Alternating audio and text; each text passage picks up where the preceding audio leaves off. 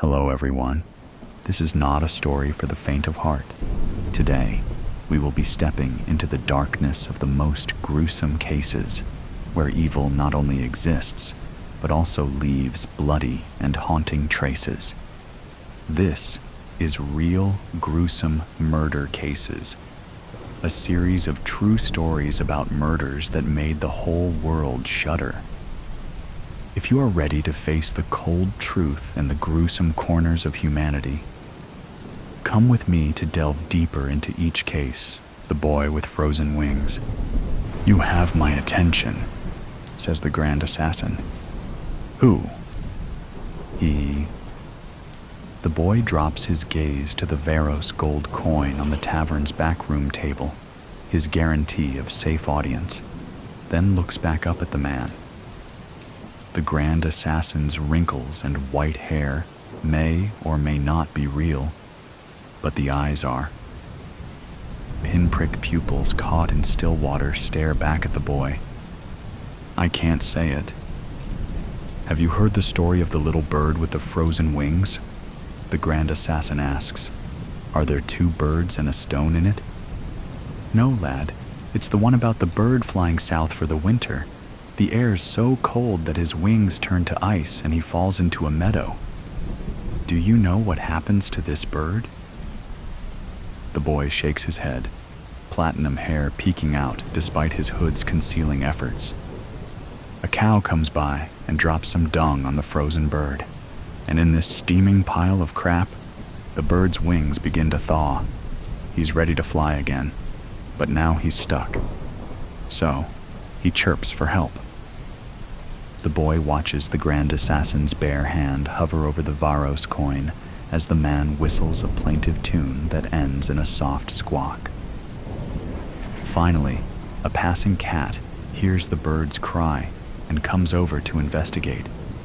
It digs the bird free, cleans him in the grass, and eats him. "What does it mean?" asks the boy, willing the grand assassin to touch the gold coin. "First, not everyone who shits on you is your enemy. Second, if you're in deep shit, it's best to keep your mouth shut. But most importantly, it means that not everyone who gets you out of shit is your friend. So do you want my help?" "Yes." The boy throws off his hood and says the name of the crown prince. The grand assassin's hand drops under the weight of that name.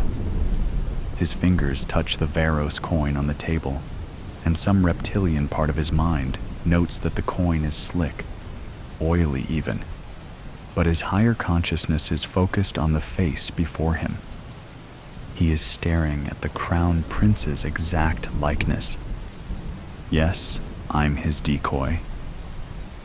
The boy pauses, hoping the man will fill in the rest. But I don't have to be." The grand assassin sucks in his breath once he realizes the lookalike's audacity. Steal the life of the crown prince, then slip in to take his place. Can he do it? "How will you explain his missing decoy then?" "Fire," the boy says matter-of-factly. The man opens his mouth, then closes it again. He's used to watching men squirm in the wake of what's left unsaid, but this boy makes him feel like the talkative one. He watches the boy for any sign of uncertainty, but all he gets in return is a polite blank stare. Finally, he slides the coin of Varos into his leather purse. As an afterthought, he wipes his oily fingers on his jerkin. Then, the boy tells him when and where. Their audience concluded, the boy pulls up his hood and leaves the tavern's back room. He weaves through day drunks, then through the city Azamal's maze of alleyways. He stops at a bustling marketplace and takes in his surroundings. He doesn't think the grand assassin has changed his mind and decided to follow now that their safe audience is over. No, the man thinks himself a cat poised above the future king. Still, a diversion wouldn't hurt. He listens to the different voices, then joins the crowd. "There's a pretty lass," he says in a baritone voice, and pinches a fishwife's arse on his way past. The fishwife accosts a nearby man who's speaking in that same baritone voice to his friends. The man stumbles against a cloth merchant's stall. "Thief! Stop, thief!" the boy cries in the bewildered shopkeeper's own voice. Then, he nabs a new cloak to throw over his own as he melts away into the pandemonium. Along the way, he tears off the tainted gloves that he used to touch the Varos coin. Back in the castle confines, the boy is in another back room of sorts, a half-remembered guard tower. There's nothing to guard here because this edge of the castle wall ends on a cliff, a chasm forged centuries ago when the gods threw Varos down from on high. The inside is lined with scrolls and manuscripts bound between boards. This is the record-keeper's domain. The record-keeper lost his tongue for some long-ago unspoken crime. From the way the man walks, the boy knows that was not all that has been cut from him. The crown prince never comes here because he is a cow whose bovine brow cannot bear the burden of reading. But the boy loves the record-keeper. He is his greatest friend, his greatest teacher, the one who showed him the scrolls on poisons long forgotten. At first, the boy thought poison alone would be his answer, but the best one, Auria's kiss, takes time to act. There would be no guarantee he'd be positioned to take the crown prince's place unnoticed once the kiss called him home. Silent but ever listening, the record-keeper had shown the boy a manuscript on Varos and his assassin cult. Yes, the coin, the grand assassin, it's all coming together, but there's still time to talk yet. The boy and the record-keeper have their own way of speaking. The boy blasts through his repertoire of voices while pausing to listen to the tongueless man's eyes. They sit now facing each other with an imaginary coin in between them. Have you heard the story of the little bird with the frozen wings? The boy asks in a perfect imitation of the grand assassin. The record-keeper's eyes brim over with pride, with adoration for the protege who gives him voice. Late in the night, he will bar the servants' quarters and start a fire. There will always be more servants, and no one will count bones to make sure the crown prince's decoy is among the last lot. For now, he watches as the boy climbs the crumbling guard tower, then jumps to the nearby hemlock tree. The boy balances on the end of a branch, then he's over the castle wall. The record-keeper says a silent prayer that the boy will return riding the crown prince's horse. Deep within the hardwood forest, the boy waits at the appointed spot. He cannot see the grand assassin, but he can hear horses in the distance. The crown prince is fox hunting with his retinue and outing among sycophants. The boy shouts out a fox's warning call, a vixen's scream to draw the dogs. He throws his voice and steps behind a tree as the foxhounds bumble past him. The crown prince, whose horse is by far the fastest and whose friends dare not outpace him, is close behind with no other riders in sight. Something detaches itself from the undergrowth, and the crown prince falls from his saddle. He has time to low once in pain before the thing is on him. The now never king jerks, once then falls silent. The grand assassin is caked in mud. Only his still-water eyes are recognizable. They watch as the boy pulls off the crown prince's pinky ring. A knife touches the boy's throat. The grand assassin is saying something, but his words are cut short by the sound of approaching hooves. The knife vanishes. So does the crown prince's body, as the grand assassin pulls his prey into the undergrowth. With feline grace, the boy hops onto the crown prince's horse and turns to meet his retinue. Later that night, As fire burns away the memory of the decoy, the grand assassin will stare at the night sky. The stars will shimmer and merge into one bright light as the numbness in his fingertips creeps up his arm and seeps into his heart. That will be Oria's kiss, courtesy of Varos's coin, calling him home.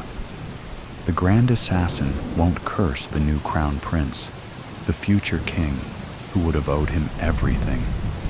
No, he'll be too busy staring at the sky and trying to take flight. As for his words cut short in the woods, the new crown prince remembers them perfectly. Remember this moment, and you will. And what will the boy of many voices with only the tongueless to know his secret do? Well, some things are better left unsaid. Diary of a serial killer. How might one endure the silent and secluded nature of winter? Be the bear, enter a deep cave, and dream, dream, dream. Jacqueline Suskin. I probably shouldn't be writing this, but oh fucking well. When the most precious thing lodged in your heart is ripped out and crushed by an unthinking alcoholic asshole driving with a revoked license, you do things, unimaginable things, and not just burying your beloved 8-year-old son, which was not on my shitty life bingo card, OBVs. But life wasn't shitty before. The word should be capitalized, before. No, better yet, the before. Because now, life was rent in two, forever separated by the gaping maw of rage. The before and the after. A fissure of overwhelming grief that quickly cracked, allowing the steaming, boiling lava to emerge from her core. Oh, he would pay. That drunken dickhead. His money won't protect him. Not from me. They gave her the codename Mama Bear, but he never imagined that she was holed up in a cave. On a hunch, he came out to the Pennsylvania woods at night, alone. Common sense, and the FBI handbook, would label his actions reckless at best and suicidal at worst. But he didn't fear for his safety. Mama Bear targeted a certain type of prey. Except for being a male, he didn't fit her profile. Funny, they were both profilers. October snuck up behind him, picking up the crisp air, tossing it around. Playing offense, it switched tactics, threw it toward his face, temporarily snatching his breath. He continued to climb, quiet, crunching under his boots, allowing the patches of clearing and the light of the frosted full moon to guide his steps. He'd reach the cave no matter what, so the easy way was the best way. He put his hand in his front pocket, felt the crumpled page of a diary. The paper crinkled like the fallen leaves underfoot. It was mailed to him at his office. This one, and the other entries. He had the sense to turn in the others, but not this one. Well, most of the others. She vowed to herself that she would abstain from killing for a month, or so she wrote. By his accounts, it was day 30. He hoped her undated entry referred to October. At least he would have a day. One day. It was easier than I thought. I would say too easy. But that motherfucker mowed down my baby like a shirtless, beer-bellied jagoff, hurrying to cut the grass before the Buccos game. Maybe it shouldn't be hard. Justice shouldn't be hard. Not in the semblance of a fair world. Leaves skittered and scurried around his legs, tumbling over each other like playing squirrels. He stopped, inhaled deeply. He loved the smell of fall, that last exhale of trees mixing with ripe decomposition. I'm so glad I live in a world of Octobers. He smiled at the memory of his sister quoting Anne Shirley, not so long ago. His smile fell. Not so long ago, yet forever ago. Tragedy has a way of altering time, elongating some parts and compressing others. He looked up through the lattice of bare limbs, a web of gnarled fingers, the indigo sky stitched with rhinestones. Did the stars foretell it? It was the mutable signs of the zodiac: Gemini, Virgo, Sagittarius, Pisces, BTK, Dahmer, Bundy, the ones born at the end of a season, not in the middle, like the fixed signs, like Scorpio, like her. You'd think one was enough, but it wasn't. I realized AA was just one of many. Sure, I settled my score, but what of the other moms? Southmany, blights, diseases walking the earth, infecting others with their cruelty, their carelessness, their capriciousness. Someone had to bring order, just like Melville Dewey did to book classification. 000 to 999. He considered turning around to walk back down the hill. He turned but didn't move. In the distance, the twinkling lights of downtown Pittsburgh weaved a terrestrial constellation of bridges, one-way traffic, and sundry skyscrapers. The Steel City, just like its people, metal backbones, gritty guts, and honest hearts. He craved a sandwich from Primanti's. Any sandwich. That was the last time he saw her. At Primanti's. The original one. He wasn't one to second-guess himself. His mom drummed it into their heads from the cradle. Trust self first, last, and only. First, last, only.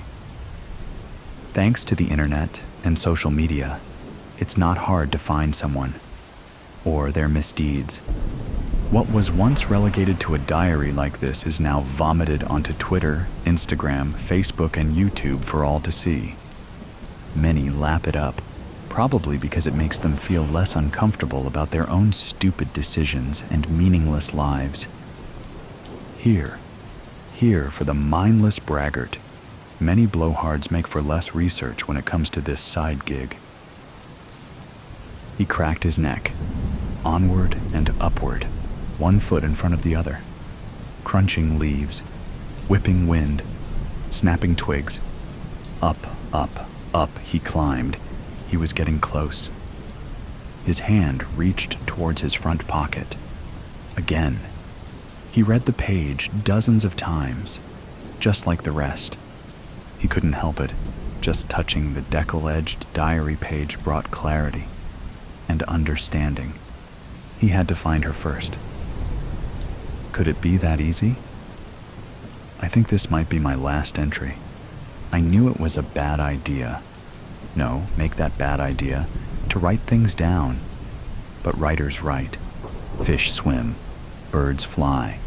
Dogs bark. Writers write. And mama bears? Well, unless you're bent from birth, looking at you, mutable signs, no one sets out to be a killer. Or, as I like to differentiate, a remover. Scrooge, or Dickens, had it partly right. Decrease the surplus population. He just needed to add of assholes. Decrease the surplus population of assholes. Dangerous, foul, hollow assholes. He neared the ridge. He was getting close. He pulled out the wrinkled diary page. He couldn't help it. The moon illuminated the page, but he couldn't make out the words. Strange glyphs, occultic squiggles, just like those found on the astrological charts she used to interpret. Meaningless symbols to the untrained eye, but metaphysical gold to the mystic. He didn't need to be able to read the entry. He had it memorized. The cave. He could see the entrance. Dark, yawning. An inky maw, just like her rage. He reached into the other pocket for his flashlight. She beat him to it. Her flashlight shone on the ground ahead so as not to blind him. Hey sis. Hey bro. What took you so long? No Junior League. Running away, starting over. It's not as easy as people think. You have to give up everything. Oh, that part's easy. Everyone thinks we are all traceable, that you can't really hide. But, see, everything is tied to your identity. Your papers. If you change those, you are a different person. Fingerprints? If they're in the system, if you've ever been fingerprinted, it's a little trickier. But it can be done. Oh, that's right. You're a teacher, so of course you've had background checks. Well, you'll never teach again, so it won't matter. What? I told you, you have to give up everything. When changing identities and dropping off the radar, you have to change what you do. Whatever habits you had, wherever you went, do elsewise. You won't be hanging out in bookstores anymore, and you can't join the junior league in Denver if you were in every junior league of every city you ever lived in. Change your appearance, of course, but even as a brunette, you can't join the local improv group or historical society. That's where they will look for you. Join the Corvette Club and build a persona as an expert in 1972 Flybird Corvette transmission modifications, or whatever might be a car thing that you know nothing about and could care less about right now. You can join the Quilt Club, or the Daughters of the Mayflower, I guess. If the most important thing to you is dropping out, disappearing, disconnecting, and avoiding the consequences of what you did, you have to truly start over. You cannot be the same person, because when they come looking for you, they will look for her. Changing your papers and license and online trail are just technicalities. Harder technicalities, of course, given the internet and government, but just a technicality. But you have to be willing to change, and I'm really not getting that about you. What is the good of posting misleading social media content like faking a trip to France before abandoning it all if you are just going to go to the city you've talked about since you were a kid? Oh, now you're upset? What did you think this would be like? You would change your name from Emma to Emily and go live your exact life somewhere else, just without going to jail? Were you going to get a husband named Jason, too? Oh, that was cruel. I'm so sorry. You poor thing, dealing with the consequences of your actions one way or the other. Look, I don't think you are cut out for this. You haven't really thought it through. What? No, I won't return the deposit. I don't know. That puts me at risk if I get you transplanted and then you show up at the first community theater audition and get nabbed. Yes, they will. They will be looking for you. Once they follow the dots back to you, you are a goner. They need someone to pin this on. Look, lady, it's not like you are skipping out on a credit card bill or a boring husband. A flashy murder like this, there will be a manhunt. Your picture will be out. You have to go somewhere you never talked about and have no connection to. Change what you look like. Lay low for a while. And then don't do anything you've ever done before. What kind of life is that? What kind of question is that? A life out of jail, I guess. You know what? We're done. I'm out. If you can't, okay. Okay, calm down. Yes, fine. I can still help you. But Jesus, lady, I'm not a psychiatrist. You do this or don't. I don't care. You go home, the back way, please, with your GPS and location off, and call the police and turn yourself in with some kind of sob story. Or you give me your license and credit cards and goddamn library card, everything, and take this airline ticket and this ID and catch the 4 p.m. flight to Indianapolis. Well, why not Indianapolis? Have you ever been there before? Well then, that's why. Go home and... No, you can't go home and say goodbye. You haven't heard a word I've said. Get out and dash. Oh, that's better. Good, small bills. At least you listened to one thing I said. Let's see. Yep, that's all of it. You're going through with this then? Give me that. No, the whole purse. You can have back anything that doesn't have your name on it. Take this. You are Sarah Jackson.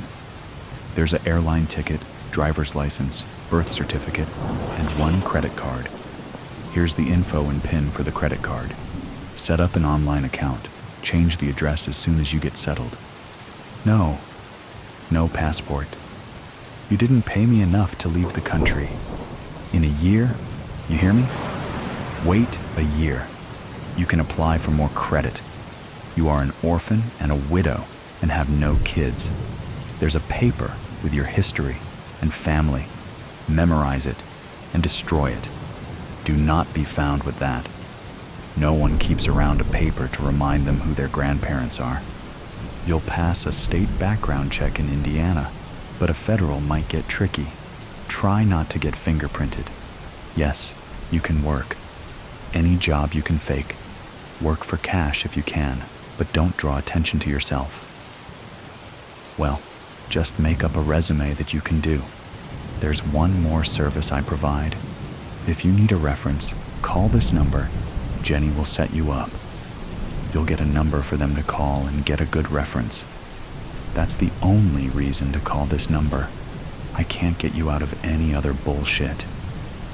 Well, congrats, Sarah. You have 3 hours to get to the airport. Walk about 4 blocks before you catch a cab. No, I don't care. Any direction. No, leave your car. No, you can't take your car to the airport.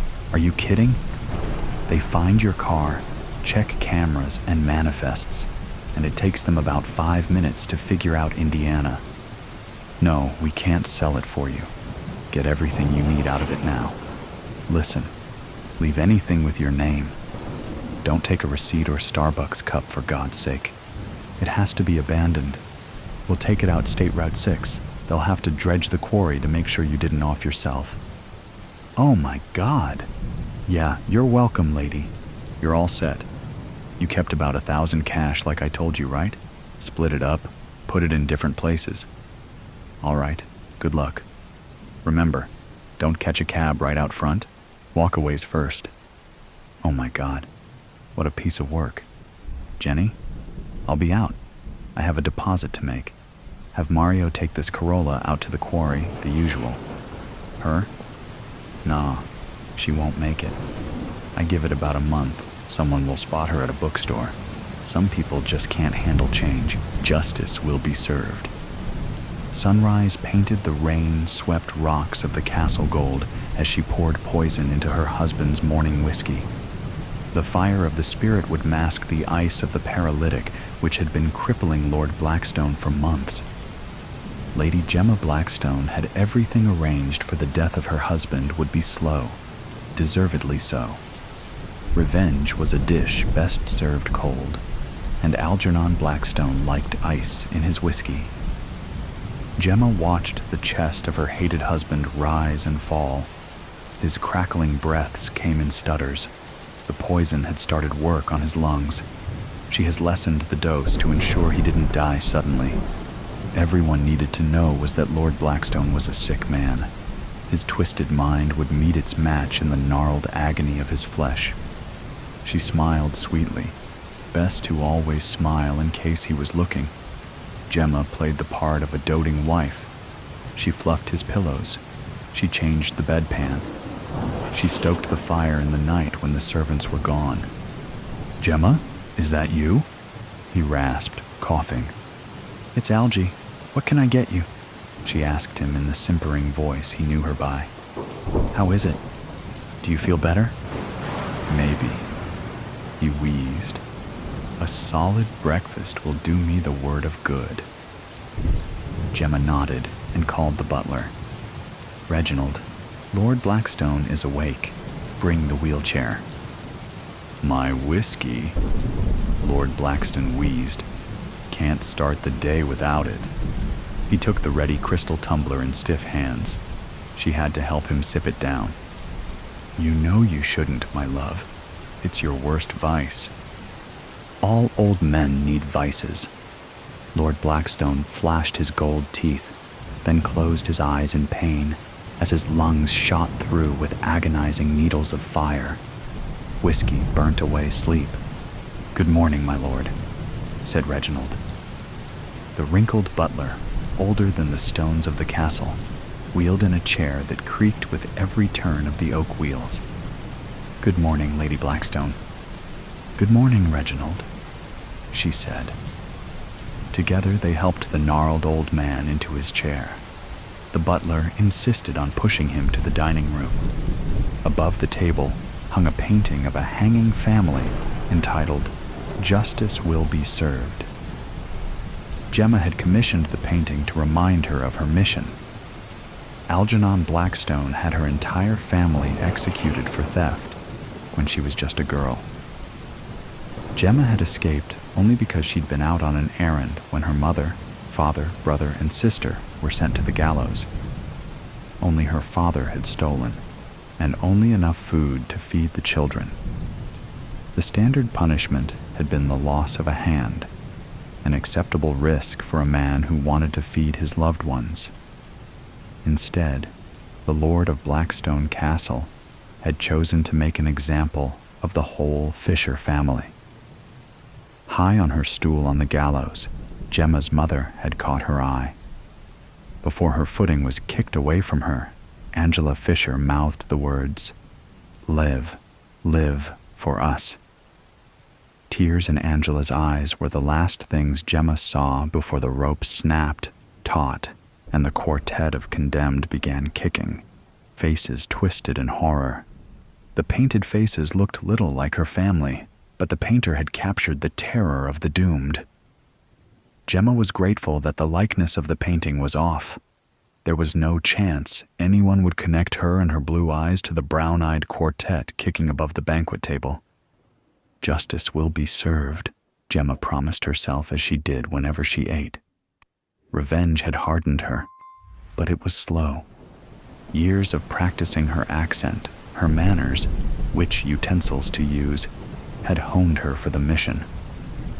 A lord with a grudge against Algernon Blackstone had presented her to the widower as a cousin.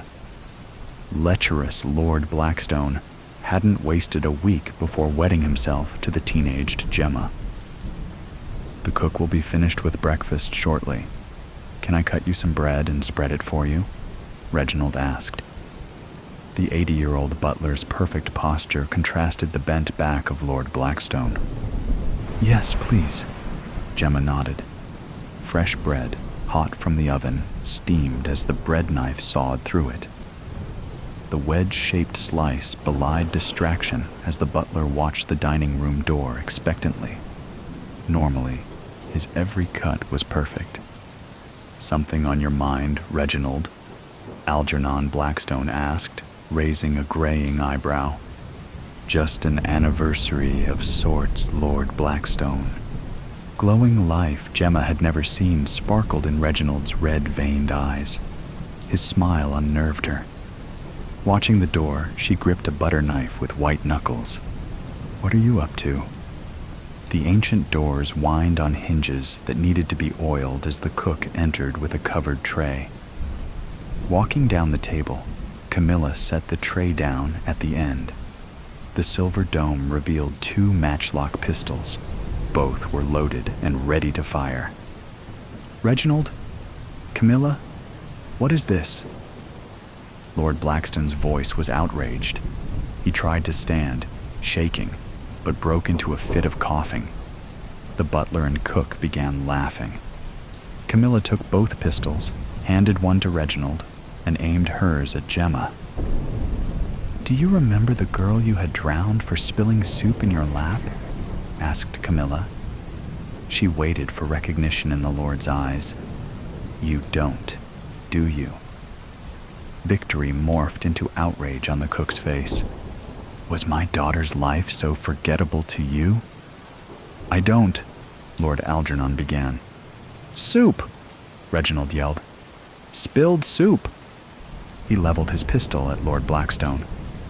"You could have beaten her. You could have locked her in the stocks. You could have simply fired her. No, you killed her. Our beautiful girl drowned over fucking soup." Reginald's forever gray face was red. Veins throbbed in his forehead. She was your daughter? Algernon asked, looking from the butler to the cook to Lady Blackstone. Our only daughter, Camilla nodded. Who you killed 20 years ago today. 20 years? Gemma asked, unable to stop herself. You waited 20 years? He killed my family 7 years ago and I was nearly done with him. Camilla's gun aimed at her heart as she pointed at the painting above the table. You commissioned that painting yourself, Reginald said. He waved his free hand at Justice Will Be Served, to remind me of the mother, father, sister, and brother he had hanged. Palms raised, Gemma pushed herself out of the gilded chair she'd been sitting in 3 times a day for years. Your maiden name was Sinclair, Camilla snarled. I was here when Lord William Sinclair delivered you to Lord Blackstone. With every word, Gemma saw the old woman working herself up to shooting Gemma. To him, she was as guilty as Lord Blackstone. He hated Algernon. I told Lord Sinclair my marriage to Lord Blackstone would be his downfall. William was only too happy to help. I'll have you all hanged, said Lord Blackstone. He slammed a gnarled fist into the table and winced. Convulsing, he clutched at his chest. You'll never hurt anyone again, Gemma told him. I've been seeing to that for months. She turned to Reginald. I've been poisoning his morning whiskey. What? Said Lord Blackstone, the butler and the cook as one. It's no coincidence he can barely move, said Gemma, looking from Reginald to Camilla. It's the poison. You told me you believed in justice, wheezed Algernon Blackstone. I do, said Gemma, her face releasing all of the anger she'd held in for years. Justice for my mother Angela, for my father David, for my sister Alice, for my brother Darren, all murdered so that you could make a point. She prodded his chest. His hand moved to catch her finger at a snail's pace. There's poison in my Janelle No. 5 perfume. I've been adding a drop to your whiskey since I bought the rat killer from a farmer at last year's summer fair. He stole from me. I had to set an example, said Lord Blackstone of her father. Do you know how many one-handed thieves there were walking about in the town, making a mockery of justice, of the law? He looked at the painting, unrepentant. He gathered his resolve. Then you should have whipped him, locked him in the stocks, banished him. Gemma's voice was colder than the iron bars on Blackstone Castle's windows in midwinter. I have a responsibility to uphold the law of the land. A liar like you could never understand. Lords maintain order, otherwise there would be chaos. He caught his wife's eye, imploring. It was nothing personal, Gemma. I didn't know you. That's the problem, Algernon. It's never personal. Life means nothing to you. Their daughter meant nothing to you. Lady Blackstone waved a hand at the butler and the cook. It's personal for us and everyone who's had their life destroyed by your twisted vision of justice. You're serious, aren't you? Reginald asked. Camilla, take the gun. I have to know. He handed his pistol to the woman who had prepared every meal Algernon had eaten for 20 years. His coattails flicked as he flitted through the dining hall door. His footsteps retreated, clattering along the flagstones. Gemma, said Lord Blackstone. Desperation was writ large in his bulging eyes. You've been my wife for 5 wonderful years. I've loved you with all my heart. I've had the hard task of keeping the peace in these parts, but I've never meant you harm. Gemma, I love you. Please don't do this. He pressed his palms together. In the name of God, spare me. God? Gemma scoffed. Love? She slapped the table, giving Algernon and Camilla a fright. You would have hung me with the rest of my family if I hadn't been checking the family crab traps. I returned to find my entire family on the gallows on your order. I watched them hang because you had decreed it. Tears of anger ran through her powder makeup. God may have said, "Thou shalt not steal," but I'm sure he gave precedence to "Thou shalt not kill." You have a lot of blood on your hands, Lord Blackstone. At his title, Gemma turned on the stately accent which had been slipping as she told her story. "Don't think I trust you," said the cook to Lady Blackstone. "I've watched you playing the doting wife for years. I've seen you fawning over this monster. I've heard you praise his firm hand for the law." The gray hair of the old woman was slick with sweat that beaded on her forehead. "That's all it was, Camilla. An act. You must have known my mother Angela, and me. My name is Jenny Fisher. I lived in Blackstone until the day he hung my family. I ran to Winshore to escape. I learned to copy Lord Sinclair, working in his kitchen. I learned the way the gardener poisoned foxes and rats. I formed a plan. I convinced Lord Sinclair to pass me off as his own to spite Lord Blackstone." Jenny Fisher took a deep breath before her next admission. "Then I killed Lord Sinclair." "What?" Algernon turned to look at her. "A murderess in my bed all these years." "I was in good company as far as that goes," Jenny said coldly, "the lesser of two evils. Lord Sinclair was no saint himself." She chewed her nail as the sound of Reginald's perfectly shined shoes returned. "I don't know what's in this bottle," said the butter, holding up the exquisite green glass. "But it's not perfume. It's certainly not Janelle number 5. "None of it touched you, did it?" Jenny asked. "A drop is dangerous. 3 is death." "She's telling the truth?" Camilla asked. The gun aimed at Lady Blackstone lowered from Jenny's heart to her stomach. "This is too much. Lord Blackstone has no shortage of enemies. That's no secret." Reginald took a gun from his wife and sat heavily 5 seats down from the lord and lady of the castle. "How can we know for sure she's telling the truth?" Camilla asked. "We've waited all these years. I'm not letting revenge slip away after all that time. I want to see the light leave his eyes. I want to watch his soul leave this husk on the way to hell." "Camilla, please." Algernon's lip quivered. "You shut your murderous mouth, Lord Blackstone. I want nothing but death from you." Camilla stretched her arm from point blank until the barrel was 1 chair from the wretch who'd brought them all together. "Let me do what I was planning to do." Jenny tilted her head as her mother had when she'd haggled with Sellers. "He drinks from that bottle, as much as he likes. We can all watch justice be done. That way you'll know." "Gemma!" Algernon Blackstone tried to stand and coughed up mucus and blood for his futile efforts. "My name is Jenny Fisher. Always was, always will be. Daughter of Angela and David. Sister to Alice and Darren. I want you to know that as you die." Her dress, green silk and cotton, fluffed her out to twice the size as she stood by his side. "We have glasses. Let me serve him."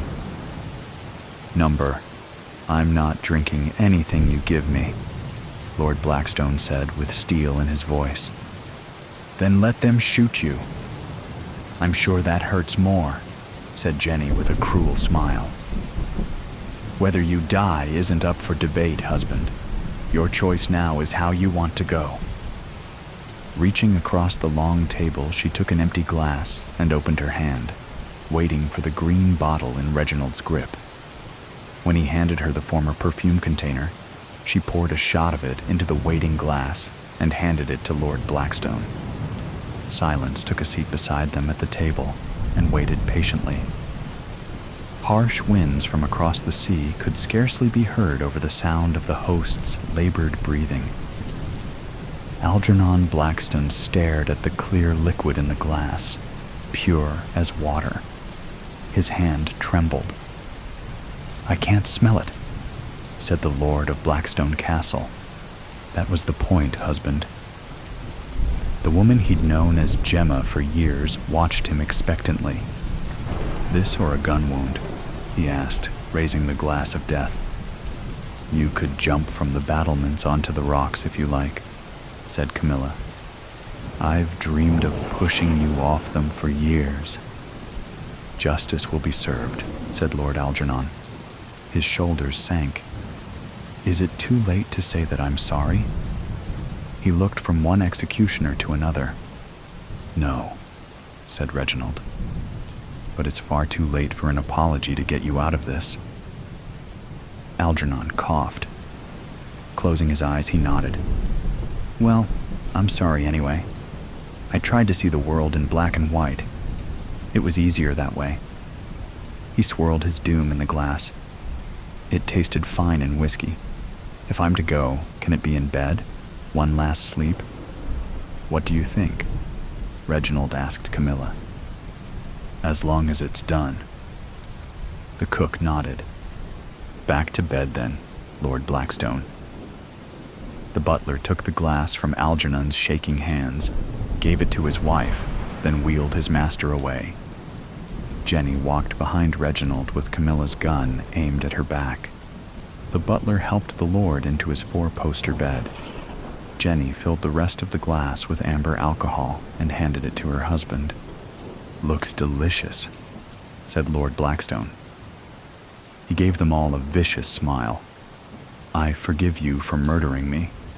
Hopefully you can all find peace together, knowing what you did, what you are. Laughing through a cough, he drank down his whiskey. Trying to divide us with your last words?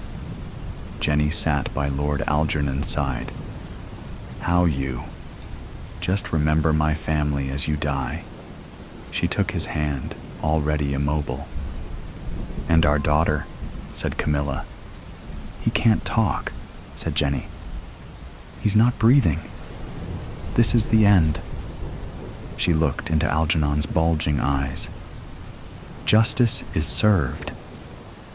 Lord Blackstone's chest stopped moving. He twitched weakly, then ceased. Is he dead? Reginald asked. Number not yet, but it is inevitable now. Jenny closed the liver-spotted eyelids of her husband. His skin was cold. Her fingers on his neck felt the beat of his heart slowing to a stop. It's done. I thought I would feel something. Camilla looked at Reginald. I thought I would feel some peace at last. What now? Reginald asked. Breakfast? Lady Blackstone suggested. The day had not gone as planned. She had 2 loose ends to tie off and always planned better on a full stomach. A Christmas Day Heist.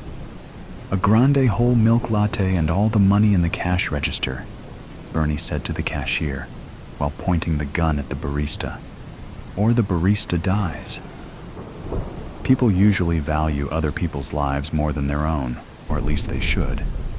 The age 20s, something cashier's face was twitching. It was clear he had never been in a robbery before. Calgary is a safe city, or at least it was before the people from Toronto started showing up. Is this for real? Are you actually robbing the store? The cashier said. Does this gun look real to you? Bernie allowed the cashier to have a good look at the cold, hard steel of the Glock G19. The cashier raised his hands. It felt good to watch other people do as they were told for a change. Behind Bernie, a woman's voice said, That's not a good decision. And why not? Bernie sneered. Full-fat milk. You should choose skim or soy. Bernie glanced around and saw a young woman with lightly bleached hair, that new style that gives women a zombie-like appearance. She was wearing a t-shirt with a cartoon figure on it.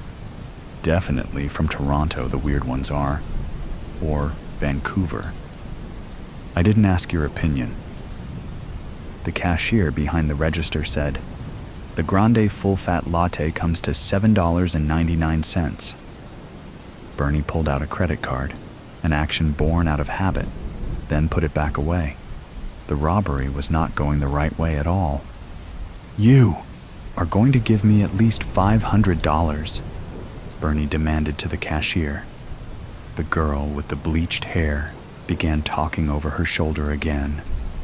"I'd like a half skinny flat white with a shot of hazelnut using my Starbucks bonus points."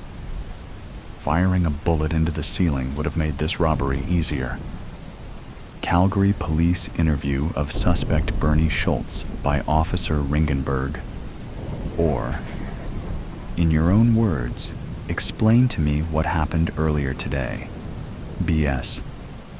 I usually drink coffee at Tim Hortons, so I thought it would be better to rob a Starbucks. Calgary is a big city, but this is Canada. People know each other. At Tim Hortons, no one ever gives feedback on what drink I'm ordering. Who let all the Starbucks open in Calgary anyway? It must have been those arseholes from Toronto. The same Torontonian arseholes who voted for Trudeau. How did I get here? One day, I was the site administrator of the biggest oil project in Alberta. The next day, global warming and electric vehicles means I've lost my job. Then I was dragged from my home by government thugs. They wore different uniforms than you, but were in uniform from my home. My brother, who helped me pack my things, said I needed to get used to change. "This is 2023, he said. "One door closes and another door opens," he says. My brother has a big mouth. At my new place in the sticks close to the forest, the fires worry me. I watch the news on CBC every night and have chats with my neighbor Ted about the fires. They didn't happen before. Not before Trudeau took over. Anyways, Ted says we need to fight the system.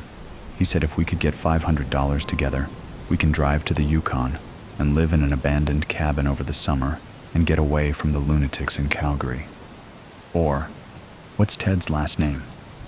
BS. Bennett. 2 N's and 2 T's. So back to the story. Since Trudeau took over, everything is about pointing out other people's mistakes. People are always telling me what words I'm not supposed to say anymore. Well, thank God some things stay the same. Once a week, me and Ted walk to the Tim Hortons nearby. Even Timmy's didn't have a Christmas tree this year. But that's not going to stop Bernie from having the spirit of Christmas. At that other place, people just wouldn't listen to a woman with a gun.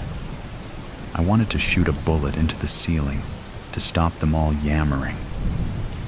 And then you all came in. OR. Thank you, Bernie. That's all we need today. We're still collecting evidence. Before I start shooting, there's something I'd like to say, Bernie announced. I hope you have a Merry Christmas.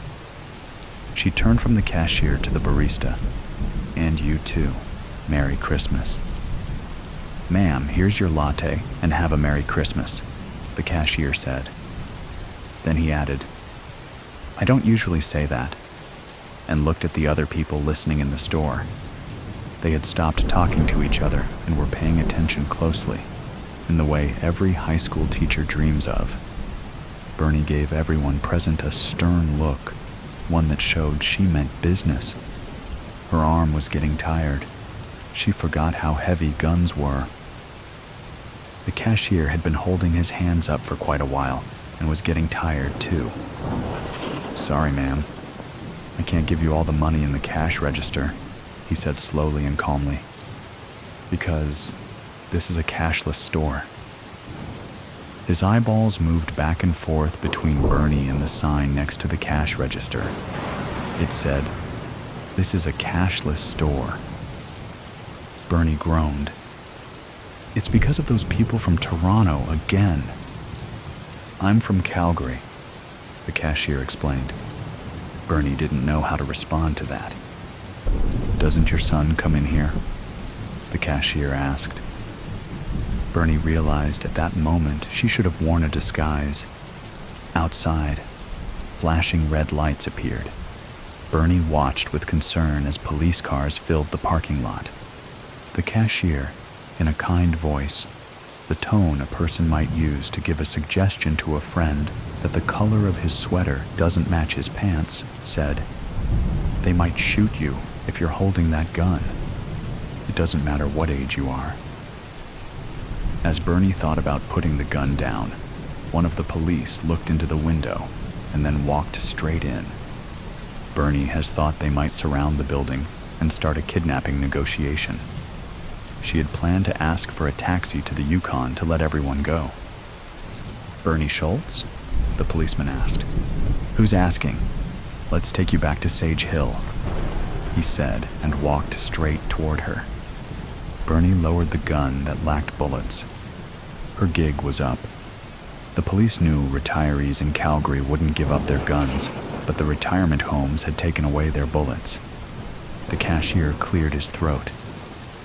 "Just for my Instagram account. Why were you trying to rob the store?" Bernie wanted to quote Willie Sutton, because that's where all the money is. But it didn't seem to fit this situation anymore. She mulled it over. The police weren't in a rush. She told the cashier, "For once, I just wanted to be in control of my own life." The cashier thought about it, then said, "The office workers that come into our store and put in complicated orders, I think have the same reason." When he noticed how many people were watching him, he added, "Not that that stereotype is representative of all people who work in offices."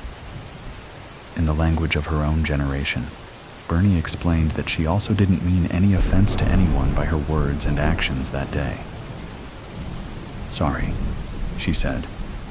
She left the store with the police, one holding her shoulder in case she tripped on the front step, not Mary. The unnerving chorus of cutlery scraping porcelain echoed throughout the room. Tension hung thick in the air, palpable enough to reach up and slice into it with my steak knife. Beside me, my sister sniffed. From my periphery, I could see her red-rimmed eyes staring blankly at her untouched plate. I cut into the slab before me, crimson juices forming a greasy puddle. I took a bite, relished the tenderness. The peas encroached into the sea of mashed potatoes like invading soldiers. "Would you please pass the potatoes, Mary?" Mother asked from the other end of the table. I nodded, heaving the dish over to my sister to pass on. Her gaze remained fixed on her plate as she sat on both hands, legs trembling. A small, choked sob escaped from her lips. "That's quite enough, Leah," Father growled, stabbing into his own steak. Leah shakily grasped the bowl, ushering it to Mother. Between them sat Jonah, barely peeking over the edge of the table and pushing his food about. At the tender age of 5, he was blissfully ignorant. I chewed a bit of gristle in the next bite, watching Father's brow furrow as he took a sip of wine, a rogue tendril staining his snowy beard burgundy. He cleared his throat, an action which rendered the table still, waiting with bated breath. Children, the ultimate test is almost upon us. I hated the way he spoke, like that of an old novel. Mother rested a bony hand over his and listened intently. With her other hand, she fingered the gold cross hanging from her neck. "We will not let the enemy destroy our union.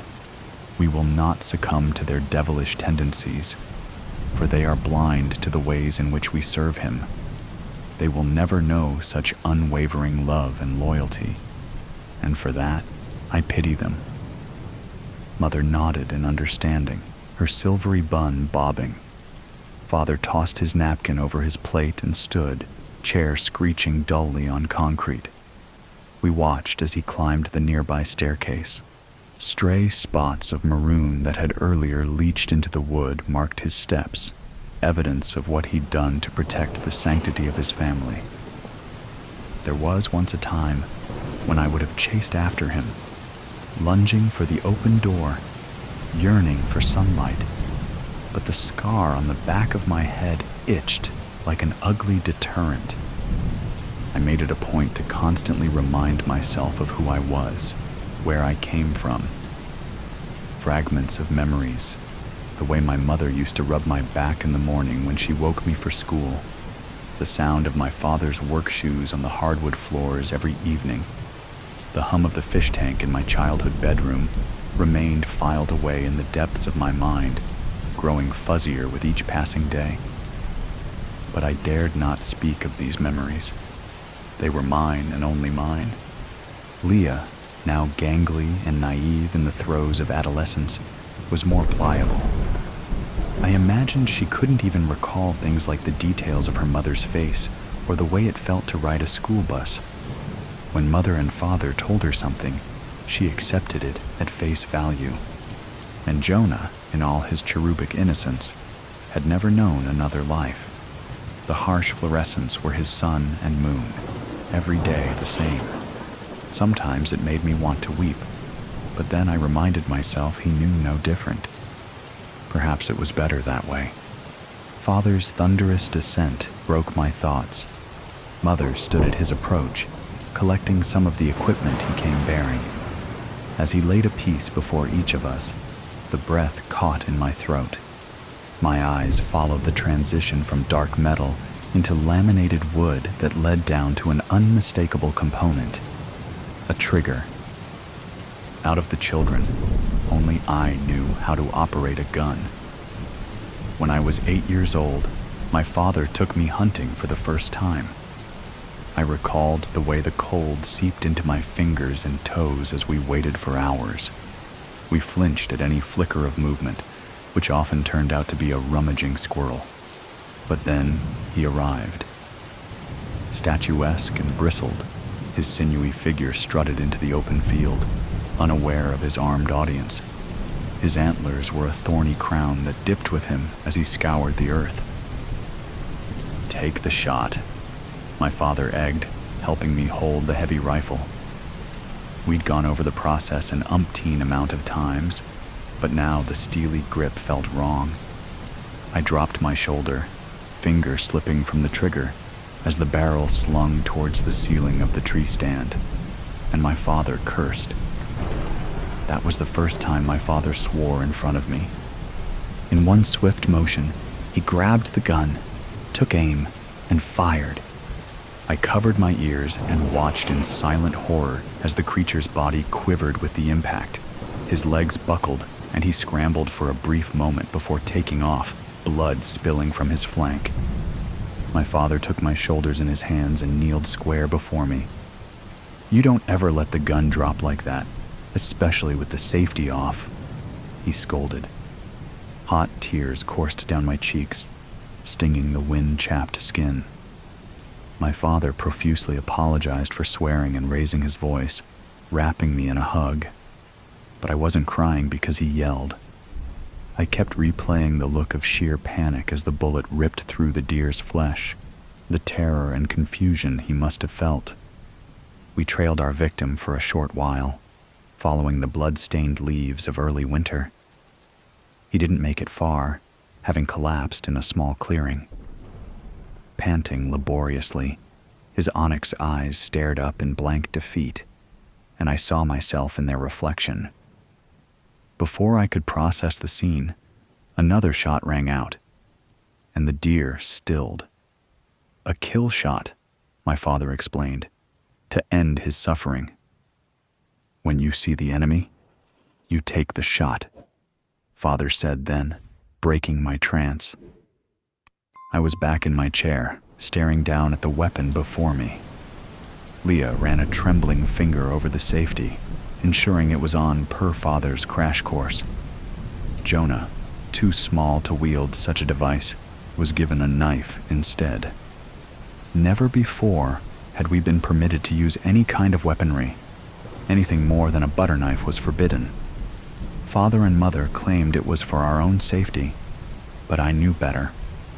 And that didn't stop me from fantasizing a ballpoint pen embedded in a windpipe, a broken bedpost as a club to the head. I'd had my fair share of time to ponder the possibilities. Leah and Jonah may have been taken at malleable ages, but I refused to fully yield. The slight quiver in Father's hands and the way Mother's complexion paled meant it was all hands on deck. Though I didn't know whose blood painted the staircase, sticky on the soles of Father's shoes, it had led us to such a cataclysm that I dared to dream about life beyond the concrete. I yearned to return to a world where my name was my own, not the one I'd been forced to adopt. I longed to hug my mother and father, to bask in the sunlight on a summer day, to see my friends, to witness the light at the end of a nearly decade-long tunnel. Could this be the end?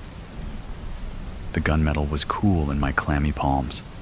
I contemplated aiming it at Father or at Mother. It would be so easy. But what if it wasn't loaded? What if it was just for show? And could I really do it? "Let us go," Father commanded, leading our ragtag troop up the stairs. At the top, Father unlatched the door, leading us into an empty hall with another door at its opposing end. Bringing up the rear, I glanced back into the abyss where time passed indefinitely. And as the next door opened into a moonlit room, I realized I would never allow myself to return. Gilded crosses glinted from every wall as we wound through the house, and like something from a movie, a muffled voice seeped in through the cracks in the windows and doors. "Come out with your hands up." "Father," Leah croaked. "Who is that?" Father ignored her, the click of his safety flipping off. He slung the gun around his back, nodding at Mother as he approached the door. The rush of blood thrummed in my ears. Leah mimicked Father and switched her safety off, and Mother did the same. Greasy coils of nausea knotted my gut as I followed their lead. I swallowed the bile rising in my throat. Nothing about the unfolding situation felt good or right or godly. Father gripped the doorknob with a fierceness and turned. Golden porch light flooded the entryway. For a moment, Father's face looked younger in the warm glow, and I wondered what led him to this path in life. Slowly, he raised his hands above his head and stepped outside. "Drop your weapon!" an extraneous voice shouted. "It's over, Arthur," another called. "Do the right thing and drop your weapon." "I'm afraid I can't do that," Father replied simply, as if he were declining an invitation to a party. "Your godlessness is a stain on this earth, and I have to protect my family from such evil. I can't let you destroy the Lord's work. You think you can interfere with his plan?" Disconcerted grumbles echoed as a reply. "Dear?" Father called. Mother, gun cradled in her arms, crept to his side. Her skin was sallow, brow damp with prickles of sweat. The woman, always so composed, seemed to be cracking. "Mrs. Goodfellow, drop your weapon now," the second voice commanded. Tensions heightened with each passing second. "Put down your weapon and put your hands up." Negotiations persisted, but I knew Mother was as stubborn as a mule and loyal as a dog. She would follow Father to the ends of the earth. The crunch of boots on gravel drew near. Father stiffened. "Not another step," he threatened, raising his gun. "Don't turn this into a standoff, Arthur," the voice urged. "That's not going to do either of us any good." A treacherous moment of silence ticked by. Every part of me trembled. "I will not let you tear this family apart," Father declared coldly. "Maud," he said, nodding at Mother, who lifted her gun. Her finger made contact with the trigger, and she pulled. A deafening blast ripped through the cool night air, and all hell broke loose. Shouts of anger and bewilderment erupted, and I watched as Mother's body lurched back in a swarm of bullets. In collapsing, her gun fired. I fell to the floor, covering the important parts of myself. Father crawled lamely over the threshold, dragging Mother's body with him. With a weak kick, he shut and locked the door. Blood from their matching wounds seeped into the floor, a crimson trail smeared behind them. Amidst the chaos, Father tenderly brushed stray hairs from Mother's face. He caressed her cheek in his calloused hand as she gasped for air, her blouse soaked through and the cross dangling from her neck now stained. Faint whispers of prayer spilled from his lips as he continued to comfort Mother. Barked orders swirled beyond the window panes, the thud of boots heavy on the porch. From the floor, I glanced around. Jonah was nowhere to be found. "Jonah?" I called quietly. "Leah, Jonah's not." I turned. Leah lay face down nearby, arms splayed by her sides and gun resting under the nearby sofa. "Leah?" On shaking limbs, I clawed my way over to her. Terror gripped my throat so viciously I struggled to breathe. Thick locks of brunette cascaded into the floor, shielding her face from view. I carefully grabbed her shoulder, rolling her over. A strangled cry escaped me as I recoiled at the sight. Blood trickled from her forehead down the bridge of her nose between lifeless eyes. The bile that earlier threatened to purge itself did so then. I wiped my mouth, one last dry heave racking my body, before curling up beside Leah. Garbled whispers across the room caught my attention, and I looked to see Father lying beside Mother, gazing up at the ceiling of the foyer. Though worse for wear, he still managed to recite the Lord's Prayer unfalteringly. Mother remained limp, devoid of life. "Mary?" Father called blindly, like a sick game of Marco Polo. "Mary, child, are you still there?"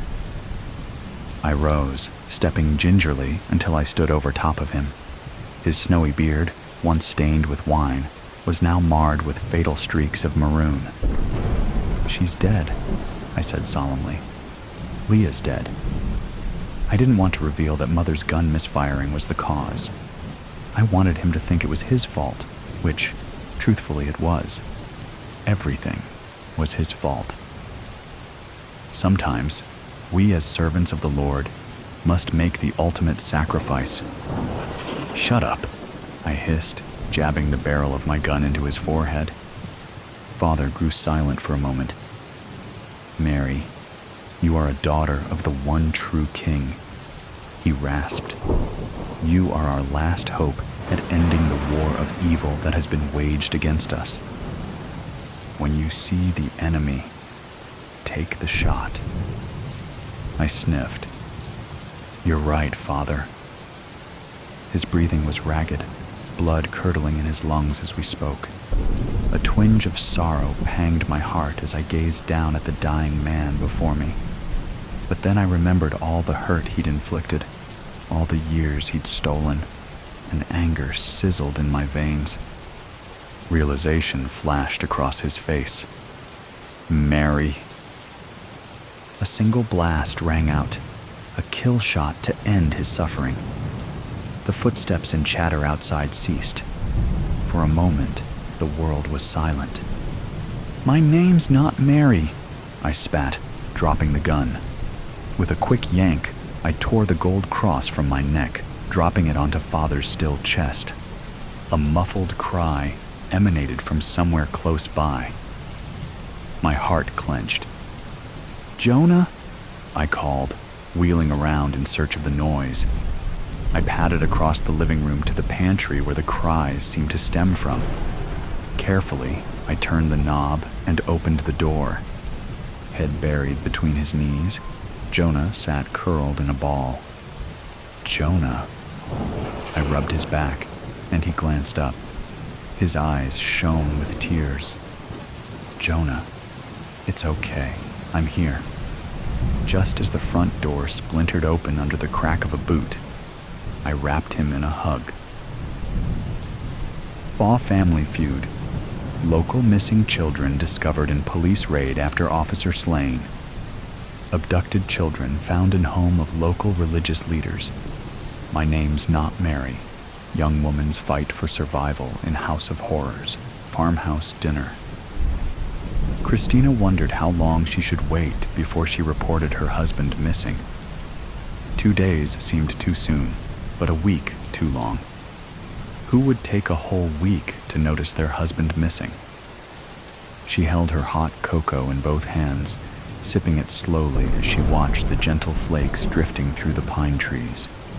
The first cold snap of the season had come with several inches of snow, and it covered the ground in a white, soft blanket. She loved being alone in her kitchen, and had spent the morning rearranging her utensils, the pots, and her knives for practical use. Everything had a place, and a place for everything. Christina looked around her small house, the contour of her entire world. She didn't miss him. The house felt lighter, cleaner since he walked out the door that last time. Did she even want him back in her life? She frowned. She had to get back to work. Mick's words rang in her head. "Stop standing, get working." Mick couldn't abide her standing still. Everyone and everything on the farm had to have a use. Mick, of course, accepted. He could sit around and drink, complaining the world had it in for him. She put on Mick's thick flannel jacket, much better than her own, only slightly too large, and checked on the chickens, tossing seeds to them, then the few sheep, all safe in the barn. She looked around at what needed fixing, potential improvements. New opportunities for the old equipment clicked through her mind, adding to the long list. She lifted a bale of hay high to drop in the feed chute. The years of farm labor had made her body strong. Once back inside, she looked in the refrigerator. The meat she had pulled out from the deep freezer had thawed, and so she added spices, putting it in the oven with yellow potatoes and peas. She wiped the clean, pristine counter, then looked around at the sparkling kitchen, frowning at the lingering cigarette smoke smell, still recognizable underneath the pine sol she had dosed the room with. It had been 3 days since Mick had walked out of the door, and that seemed about right. She sat down at the kitchen table in front of the phone on the wall, smoothed her faded blue gingham dress as if they could see her, then called the police. "My husband Mick is missing," she said, surprised at the real tears rolling down her cheek. She did miss Mick, his warm body and his gentle laugh. She missed him like she missed being a little girl when she would wear pretty dresses, dreamt of a prince to marry, and her future loomed bright on the horizon. Except those days were gone, just like Mick. What if they actually found him? She had new dreams now. Coffee, officers, or hot cocoa, maybe.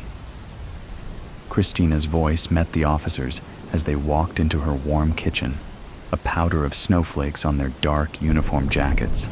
They introduced themselves as they came in. Detective Sergeant John Maloney. Tall and thick with a jaw like a dump truck, he stomped his feet on the stoop before ducking into the house. Behind him, slight and pretty, with her blonde hair pulled back tight in a bun, Officer Kelly Marks stepped inside.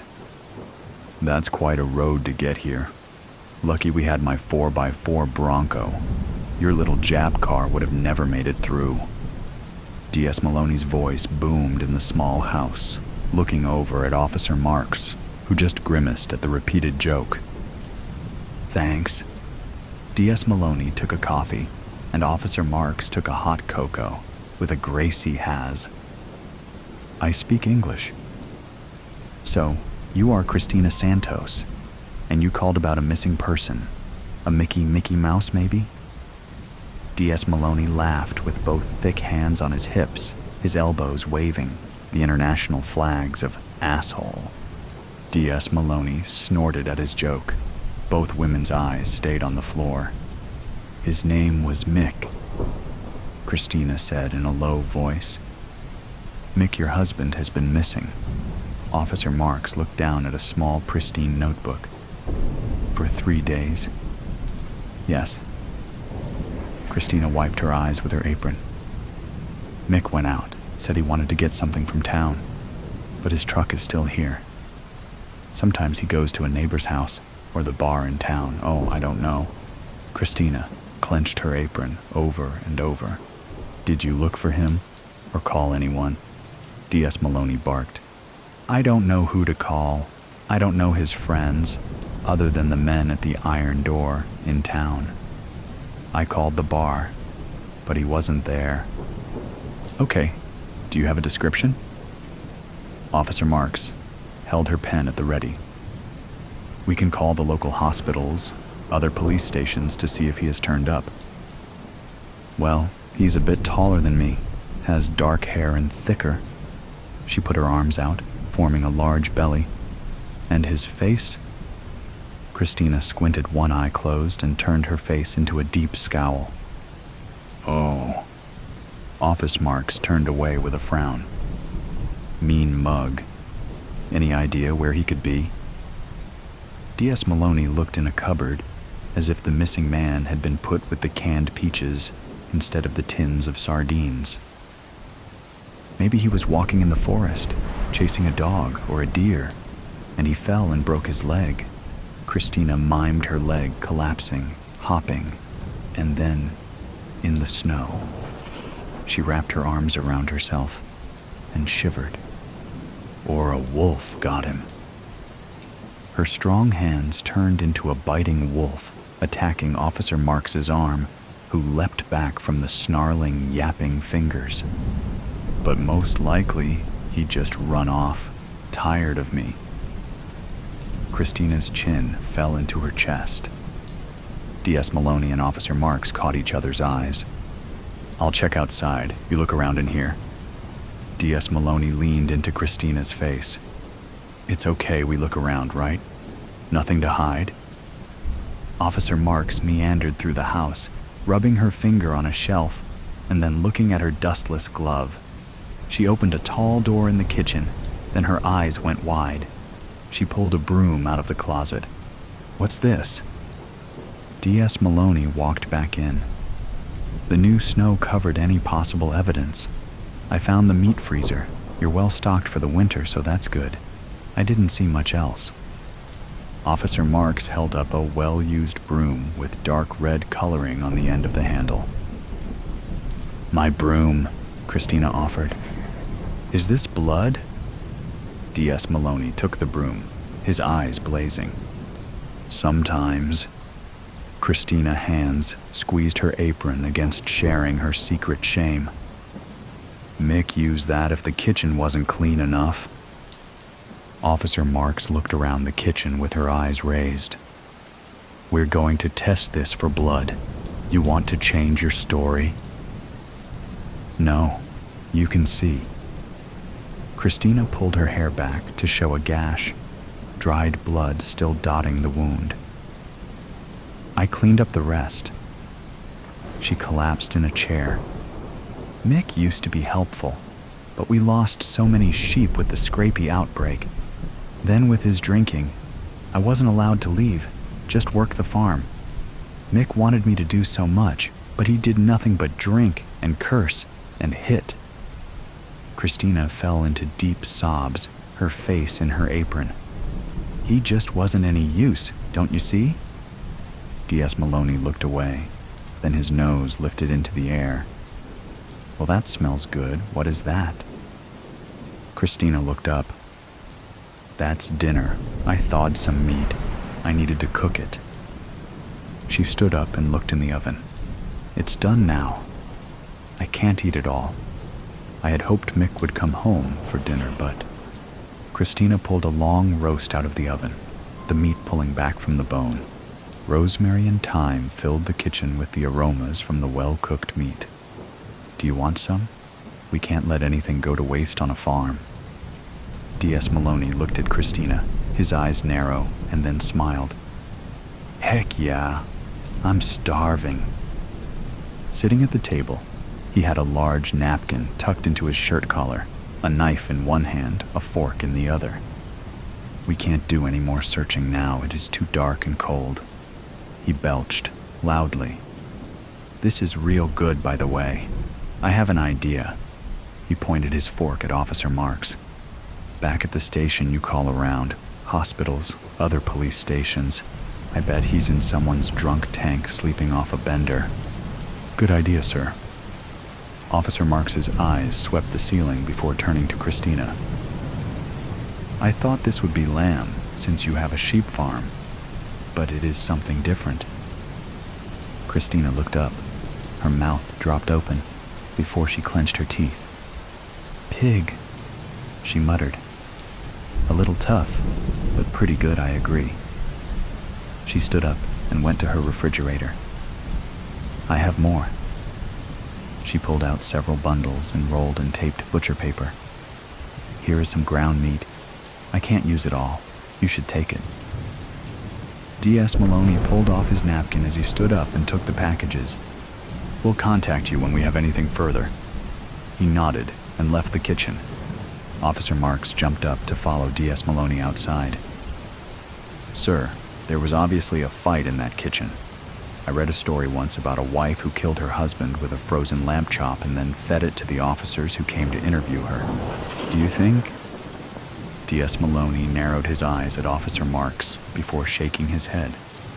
"That's the dumbest thing I ever heard of. There is no body. No, he just left. Not that I blame him. She's not all there." He spun his finger around his ear. Officer Marks stepped back inside. Christina stood at the sink, washing a large meat cleaver. "We're going to go. Thanks for the meal." Officer Marks headed for the door, then turned back. "You know, I had the craziest idea that you killed your husband with that meat you served us, to get rid of the evidence." Christina's mouth dropped open. "Oh, that would have been so much easier." Christina shook her head and leaned back into the sink to get to work on the dishes and her new life, a ghost's testimony. After the living and the dead decided to merge worlds, the Supreme Court was flooded with appeals. With coexist being a hot topic in the first half of the 21st century, most people thought it would be a great idea to create a union between the two worlds. They thought they'd get their loved ones back. They thought they'd get access to generational wisdom from their deceased elders back, and perhaps some old family recipes could finally resurface. People could only think of the missing pieces in their lives that they wanted to finally have sewn up with the help of a familiar, ghostly face around. It was an oversight, to say the least, that with ghosts being almost as accessible as the living, there would now be witnesses for crimes where before there had been none. It actually caused a lot of chaos across the criminal justice system, especially for police officers who had tampered with evidence to shut a case quickly, for gang members who'd offed witnesses to shut their mouths. And it was a goddamn headache for judges who had to reopen every murder case from the last several decades that now suddenly had a victim who could tell their side of the story. But for Jeremy Strout, it was a lifeline. He'd been sitting on death row for 15 years after being convicted of 4 heinous murders, his wife, and 3 children. At the time of his conviction, there'd been no one there to defend him, just whispers from neighbors who'd said they'd heard him yelling in his house hours before the bodies were discovered. It didn't help that he was the one who'd called 911 and then was found at the scene of the crime covered in their blood. It didn't help that he'd sought out anger management before in his past. Rumors swam through town like a broken dam, neighbors speculating that he hadn't wanted their 3rd child. That little Harley Sue was a mistake Mrs. Strout made Jeremy keep, and that he'd finally snapped under the pressure of 3 small children and a wife whose fertility had betrayed him. Jeremy had always denied the rumors, claiming that he loved his family. Sure, they had their problems, and he never denied the hardship of not only providing for 3 children under 5, but living under the same roof as them. Nevertheless, he remained adamant in his defense. He would never harm them. Unfortunately, that wasn't enough. Statistically, said the prosecutor, people are more likely to be killed by their spouse than any other person in the world. And of course, Mr. Strout could not leave his children to live after killing Mrs. Strout, because who would take care of the children while he was at work? And if he had not done it, then why so much blood, not only on his clothes, but in his fingernails, wedged between eyebrow hairs, and in the wrinkles of his temples? And the even bigger question, if Mr. Strout had not murdered his family, then who did? There had never been another suspect. The police never really took the time to consider one, their minds made up before they could produce an alternative. It really was easier just to blame the husband. What jury wouldn't go for that? Today, our jury gets to hear a new side to the story. Jeremy's defense attorney told the courtroom at his appeal hearing, nearly 2 decades after his family's murders. From Mrs. Strout's perspective, Mr. Alcott enticed the crowd with a smile that said he had a secret, one he was eager to share. Attorneys could be a bit performative in their speeches, and Mr. Alcott was no less confident. The union between the dead and the living truly did save some attorneys' careers, as it had not always been every day that they could produce eyewitness testimony that could turn a case on its heel. Some started getting big heads about it, as if they had more power than the judges, and Mr. Alcott's once regular-shaped head was slowly growing in size. Jeremy, who'd known him since his family's gruesome deaths, knew that Mr. Alcott came from a humble and passionate place. He just wanted to help people. And more than anything on this day, he wanted to help Jeremy. The only problem with ghosts as witnesses was time. The worlds were combined, yes, ghosts were all around. But time for the living and time for the dead, they existed on 2 separate lines, intersecting at points that were not always convenient. Ghosts floated from here to there to here, teleporting across space and time. And their biggest adjustment to being reunited with the living was adhering to the old third-dimensional clock. You could not simply tell a ghost to show up in court at 9 a.m. and expect them to find where that time existed for them. The closest thing living humans had to relate this ghostly state of nonlinear existence was to elderly people with dementia. They hopped from place to place, time to time, without any real sense of how they got there. Ghost therapists, a new occupation created by the psychologists, blended a team of living and dead to try to help condition ghosts into grasping the concept of earthly time. But like any therapy, it was not an immediate remedy. Realistically, Mr. Alcott could only hope that Mrs. Strout would appear in court. But there was no way to be certain she would find her way there at the right time and place of the court hearing. Yet still, he spoke as if there were not a single doubt in his mind. Today, we will get to hear an eyewitness account of the events that took place on October 26, 2023, from one of the victims' perspectives. And how grateful are we that it is now possible.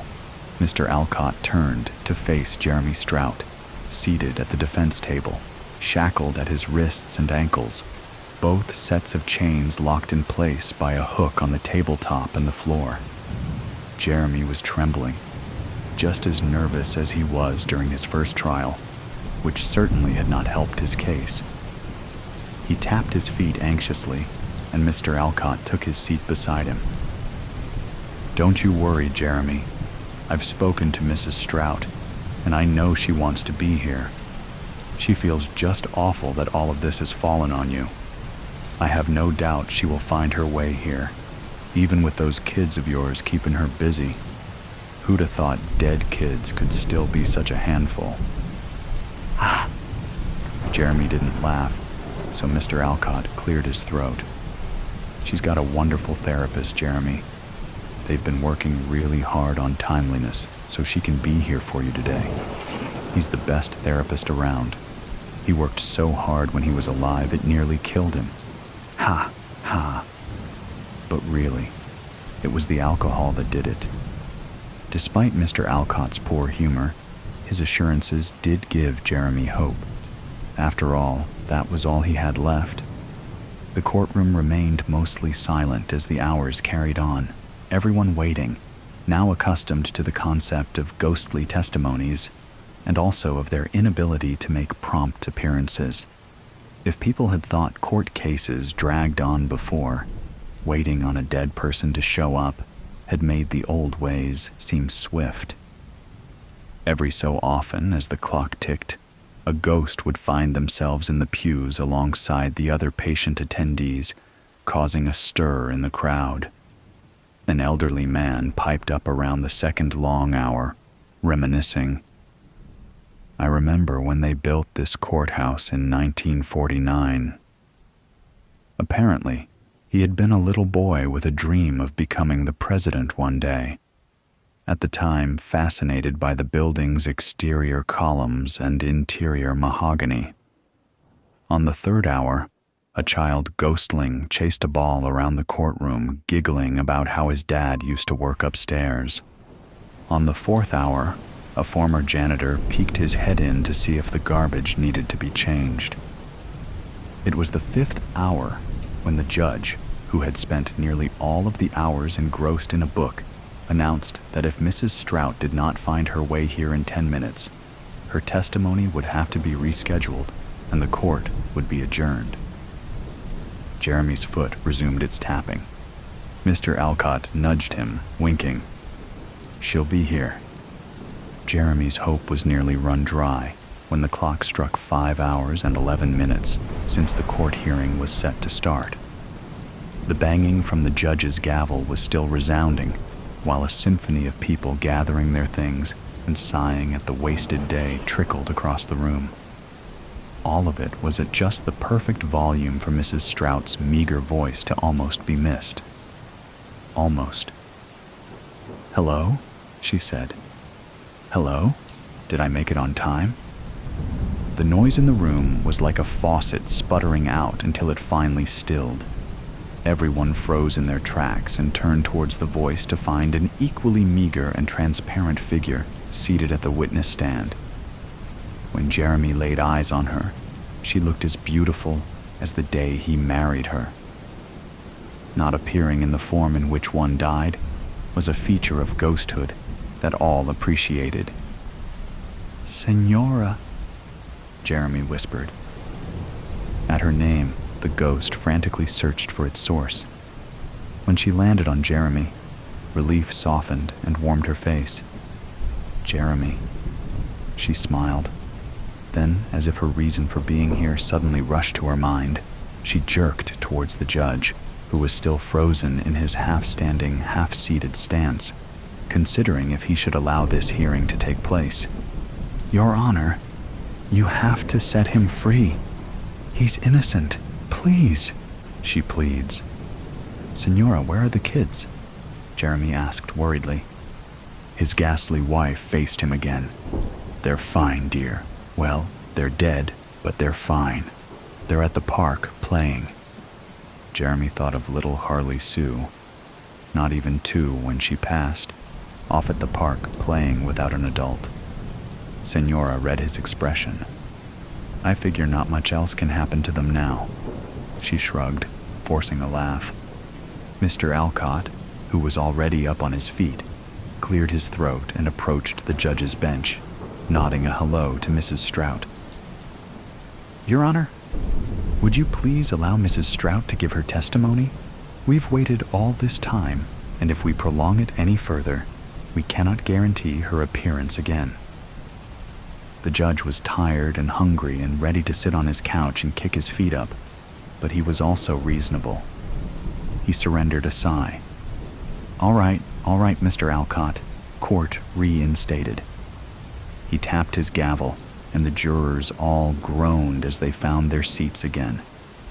"Make it quick, Mrs. Strout. We had all day, but that day is nearly gone." Mr. Alcott turned to Jeremy, giving him 2 thumbs up. Jeremy released all of the air he was holding on to. Mrs. Strout nodded and straightened in her seat, running her hands across her lap as if to flatten her dress. Out of habit, most ghosts seemed to retain this gesture. Mrs. Strout inhaled before she spoke. The day I died, there was a harvest moon on the rise.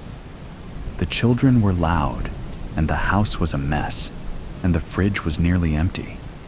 I hadn't gotten to laundry in over a week. It was a pretty typical day in our house, actually, Mrs. Strout joked. Only a few in the room offered an empathetic laugh. The judge was less patient. Mrs. Strout, while I have sympathy for your tragic death and the death of your 3 children, you are here to tell us if it was that man, Mr. Jeremy Strout, who did it. We do not need a bedtime story. Jeremy flinched at another man telling his wife what to do. Let her speak. The judge shot him a daring gaze. Mr. Alcott squeezed his shoulder.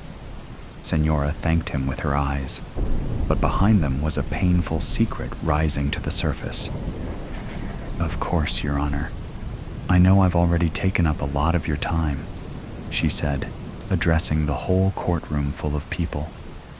Then she looked down at her lap, twiddling her fingers. The truth is, my children and I were killed by one of their parents. A gasp echoed across the walls of the room, and an uproar of whispers scattered like static. Mr. Alcott and Jeremy shared a confused stare. The judge banged his gavel. Order! Order! Everyone started to hush, but it wasn't until Senora shouted that silence fully resumed. But it wasn't Jeremy! Senora was crying now, looking directly at her husband. I'm so sorry, she sobbed. Jeremy's foot stopped bouncing. His mind was trying to solve an impossible puzzle. All these years, people had assumed he had murdered his entire family. But the truth was, he honestly didn't know what had happened to them. Just like he'd told the police, he'd come home from a long day at work and walked into the most horrific and life-shattering scene he'd ever witnessed. No one believed him. Senora's sobs were the only sound in the courtroom as everyone patiently waited for her to collect herself. Thankfully, Kleenex had developed a ghost-friendly facial tissue, and one of the guards brought it over to her. She wiped her eyes and spoke sternly, as if she had not just been wailing with abandon. Your Honor, you need to release my husband from prison right now. What are you saying, Senora? Jeremy whispered. The next words that Jeremy's wife spoke were undeniably the most important of his entire life. More life-altering than the ones spoken by the police who arrested him and the judge who convicted him. Senora's words freed Jeremy Strout from a prison death sentence and cleared his name of all criminal charges. But in the same instance, her words shackled him all over again, leaving him forever haunted by the truth. Subconcious convictions. They say in the moment of tragedy, time slows down. During those precious seconds, the mind accelerates. Your surroundings blur and disappear as your attention turns inward. You consider the events that led you to this point and what you could, or should, have done different. You consider who this will affect. You're suddenly acutely aware of every regret you have, things you wish you had done, or words you wish you had said to people you may never see again. What they don't tell you is that during this time of reflection, those thoughts don't matter. The steps that led you to this point have already been taken. You cannot change the past, and now must deal with whatever comes as a consequence of your own actions.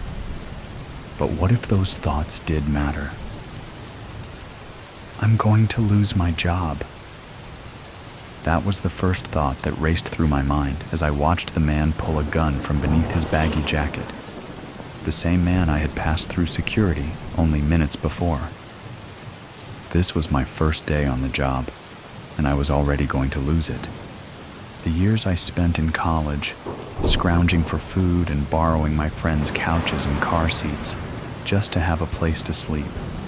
The loans I took from friends, family, and disreputable sources. None of that mattered anymore, as the fruit of my hard-earned labor was going to sour and rot on the very first day. The moment the glint of his pistol caught my attention, my hand was already reflexively reaching for my own holster. In the mere moment it took to draw my gun and form the words on my tongue for the man to drop his weapon, I was presented with a choice. Do I fire at the man, whose own gun is pointed at the young woman behind the desk? Or do I wait and try to talk him down? If I hesitate, he could kill the woman before I fire. Or I could fire first, not giving him the chance to stand down. What if the gun was fake, and this was just an attempt at intimidation? Does this scenario meet the requirements for the rules of engagement? With my decision made, I shout for the man to put down the gun. Before the last word had fled from my mouth, an explosive sound that will, from that moment on, forever haunt my waking moments rings out. I made the wrong judgment. The man pulled the trigger. Time continues to crawl by as the young woman's body drops to the ground, red misting the air and painting the wall behind her as she crumples out of sight behind the desk. Seemingly to compensate for its slowed pace, time then speeds up. People scream and drop to the ground. A mother flings herself over her child. An elderly man clutches his chest and faints. I have little recollection of what follows. I'm sure police arrive and subdue the man, as I suddenly find myself sitting outside on the curb. Uniformed officers question me. I'm not sure what answers I give them. All I can do is stare at their holstered guns. 3 seconds. That was all the time it took for the man to pull his weapon and end a life. Those 3 seconds play on repeat over and over. I lose my job due to my own negligence. If I had followed proper procedure, I would have found the man's gun as he came through security. Out a job, and with a permanent black mark on my record, my degree and certifications become nothing more than useless pieces of paper. My brand new car I financed is repossessed. I return to couch surfing and lending in order to get through each day. Loud sounds now terrify me. The bang of a car door closing has me reflexively reaching for a sidearm that isn't there, only for nausea to rise at the mere thought of a weapon. Red mist and a body crumbling to the ground. It only took 3 seconds for that man to pull his pistol and kill. I can no longer make decisions for myself. I fear that whatever choice I make will be the wrong one, somehow causing another life to end. Second-guessing every move I make completely overwhelms my day-to-day actions. I cannot help but spiral within my own tortured thoughts to the point where I am too terrified to even move. It only took 3 seconds. The instant the man pulled the gun from his jacket, instinct led me to grab my son, push him to the tile floor, and cover his small body with my own. The only thought racing through my mind was his protection. Having only recently lost his father, I couldn't fathom losing Evan as well. A spray of red, the body of a young woman falling to the floor, the thud of her body colliding with tile echoing in my head. What if that had been Evan? What if he were older than the one working behind the desk when someone decided that they would end his life? Who would have protected him if I wasn't here? The security guard by the door, frozen with his gun raised, solidifies my resolve that no one can protect Evan like I can. It takes 3 police officers to pry me from my son's protection. Only after several reassurances that the gunman has been subdued and that we are safe am I willing to detach myself from Evan Sweeping my sobbing 4-year-old into my arms, I hold him close as I provide the police with my statement, receive the okay from medical personnel to leave, and speed the safety of our small home. That could have been Evan standing behind the counter. No one can protect him like I can. With school shootings a very real possibility, I pull Evan out of school just in case. I find a new job that will allow me to work from home while homeschooling at the same time. Groceries are delivered to the house. Contact-free, of course. The only times I find myself not being able to avoid leaving the safety of our home are for regular visits to the doctor's office. I put these off for as long as I can without risking Evan's health. Every individual we pass is a threat, as who knows what weapons they carry, hidden beneath their clothing. Who knows what intentions they may have, or when they might decide to take their frustrations out on my innocent child. A local news broadcast covers the story of an injured criminal waking during surgery and attacking the caretakers and 2 bystanders. What if Evan and I had been there for an appointment? Even the hospitals weren't safe anymore. I called and canceled Evan's upcoming checkup. The doctor's office called at least once a day for a week straight to reschedule Evan's appointment. I let every call ring to voicemail. I know what is best for Evan. No one can protect him like I can. The phone calls eventually stop. The following week, 2 police officers arrive at our house, claiming the hospital staff called asking for them to ensure we were okay. I reiterate through the closed door that all is well, but I refuse to open my home to them. I can see from the window the weapons they carry. What if they are not really police officers? What if they are here to hurt Evan? The next day, the police return with a woman dressed in a pantsuit and claiming to be from Child Protective Services. I refuse them entry and tell Evan to hide in his room. The woman claims that she is worried for my son's well-being and begs me to open the door. She doesn't have to worry about Evan. That is my job. Only I can protect him. They took Evan from me. They came in force, showing me documents that mean nothing to me as I sit handcuffed on my own couch. They claim I am not mentally fit to take care of my own son, as if they know anything about me or the dangers the outside world presents to my innocent child. I try to get them to understand that he needs me, that only I can protect him. Why can't they understand? They tell me I can argue my case in court. Why does no one understand? How can no one see how dangerous the world is? It only takes one man with a gun deciding to end a life. No one can protect Evan like I can. The customer service smile I have plastered on my face falls away as the man across the desk from me reaches beneath his jacket and pulls free a pistol. Despite the situation, I find myself surprised by the condition of the gun. My father was an avid weapon collector, and, as his only child, I was subjected to hours of instruction on all topics involving firearms.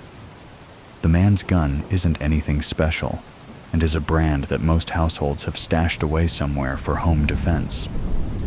What caught my attention was the poor condition of the weapon. Scuffs and scratches cover most of the surface, and bare metal glints through gouged paint and texture. Wherever this man had obtained the gun from, there was a good chance it was either stolen or sold illegally. By the time the last remnants of my smile disappear, and my quick analysis of the man's pistol ends, I realize too late that I am the target of his aggression. Raised by a gun enthusiast, I thought I had seen them from every angle. I realized then that never have I stared down the barrel of one. It was a sight immediately burned into my mind, and one I never wanted to see again. I watch in slow motion as the muscles just under the skin of the man's hands tense and his finger begin to pull the trigger. I can't help but think with irony that I won't have to worry about living with that fear. Silence follows the explosion of a firing pistol. The scene before me is familiar, though I can't determine why or how. I stand before a young woman, a waist-high desk the only barrier between us. My right hand grips the cold, unfamiliar metal of the pistol I purchased from a stranger earlier this morning. I stare down the top of the gun at the young woman. She seems more interested in the details of the gun rather than the fact that it is aimed directly at her. There is something familiar about this woman, though I am sure I have never met her before. An irritating itch nags in the back of my mind that something here isn't right. I have been here before, but where am I? I want to turn and take in my surroundings, but am unable to move anything other than my eyes. Time seems to have slowed to a near pause. Glancing at the surface of the desk, I notice a stack of credit card flyers. Oh, that's right. I'm at a bank. One of the few left that actually handle cash instead of digital currency. Why am I at the bank? The memories come slowly, as though I am recollecting them through a vat of honey. The images are hazy at first, but slowly become clearer. I am desperate. The company I worked at collapsed due to fraud.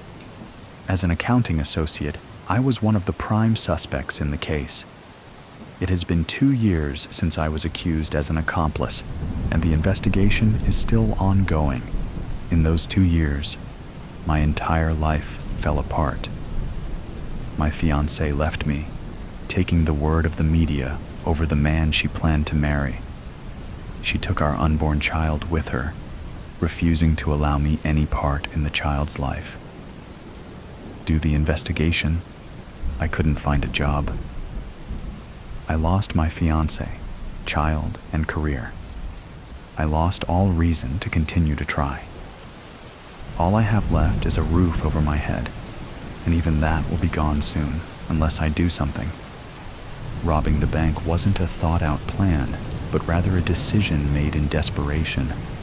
Why had I thought this would be a good idea? I've never done anything like this before. This isn't me. Who have I become? The eyes of the woman before me begin to widen as she realizes she is staring down the barrel of my gun. Realization, surprise, fear, and then acceptance cross her features within a heartbeat. My hand tenses, my index finger beginning to pull the trigger. Wait.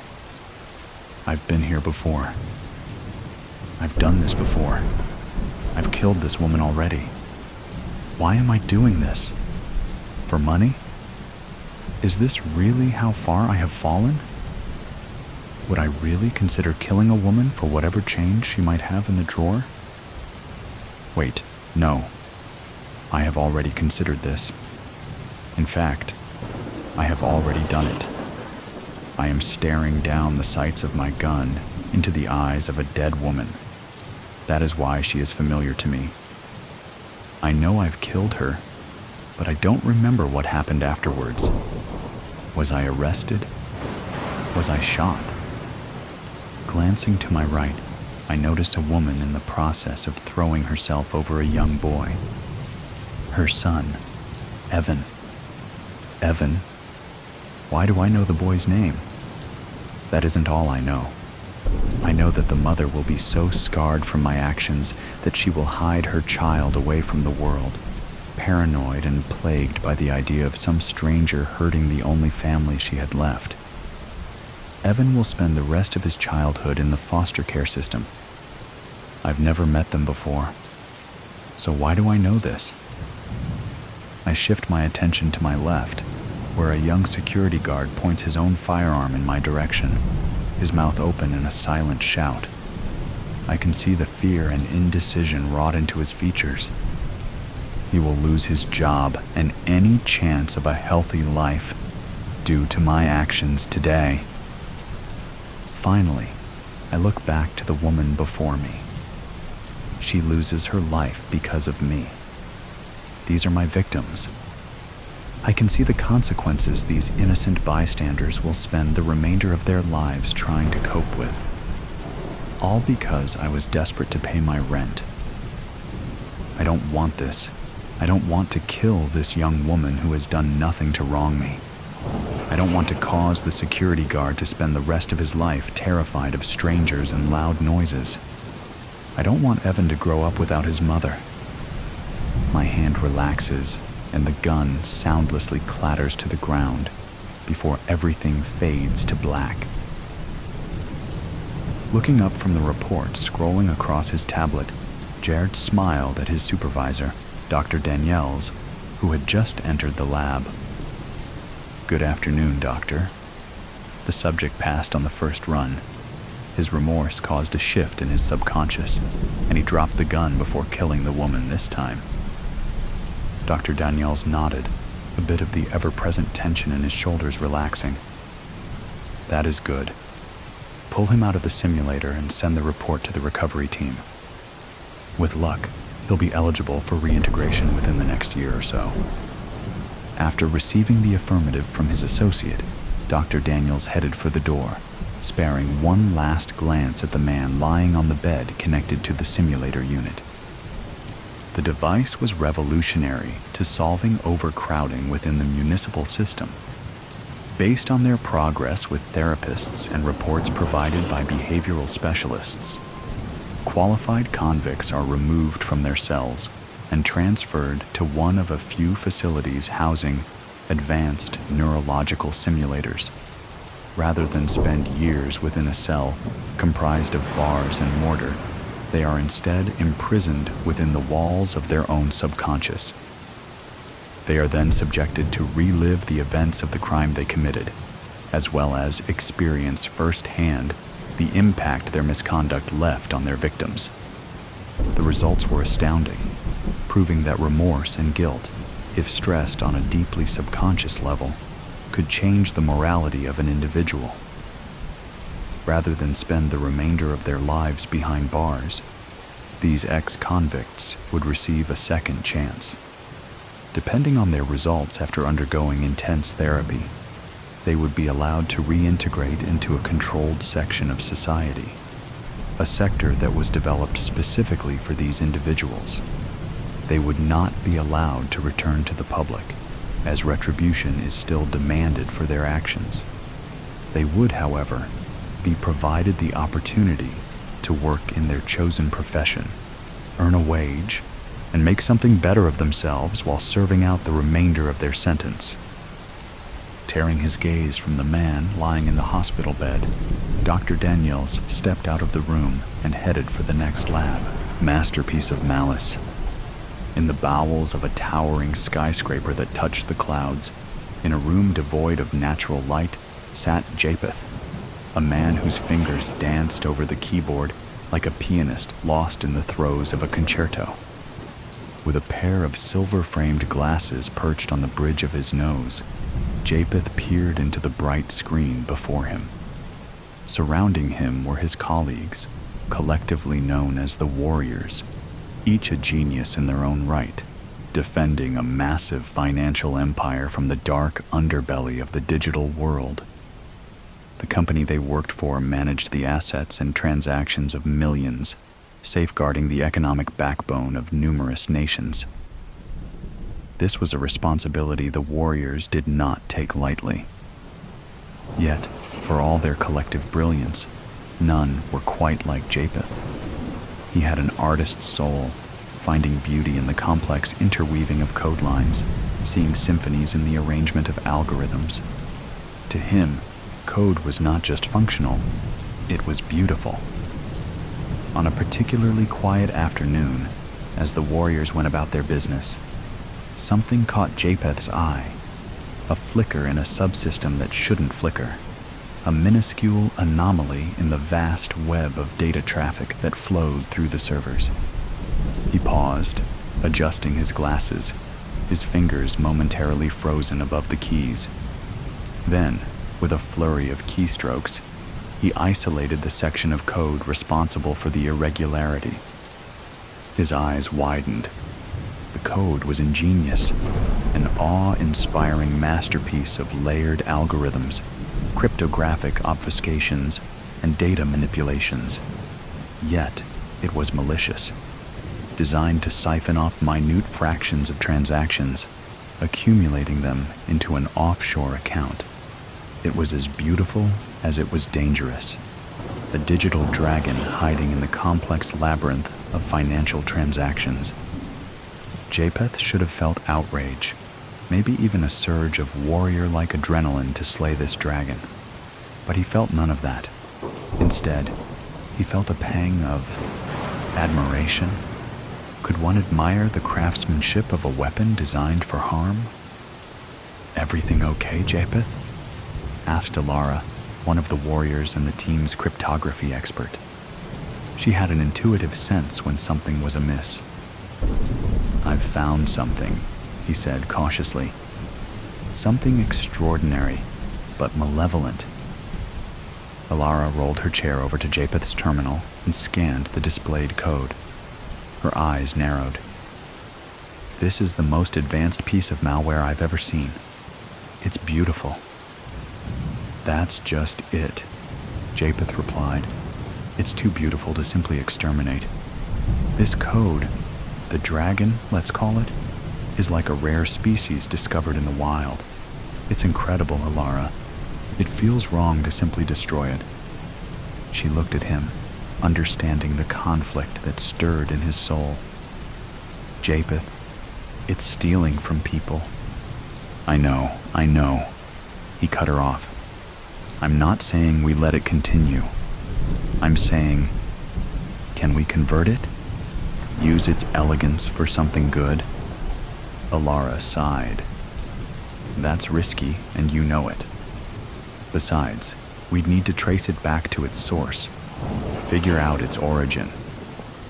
Japheth looked back at the screen, contemplating.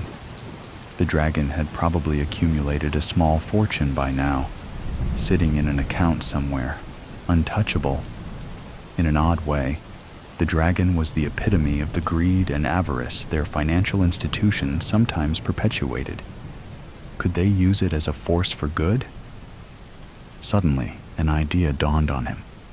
What if they could repurpose the dragon to serve the public good, while catching the original creator red-handed? What if they could turn this artwork of maliciousness into a masterpiece of justice?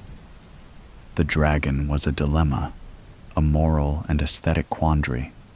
It was the epitome of what Japheth loved and loathed about his work.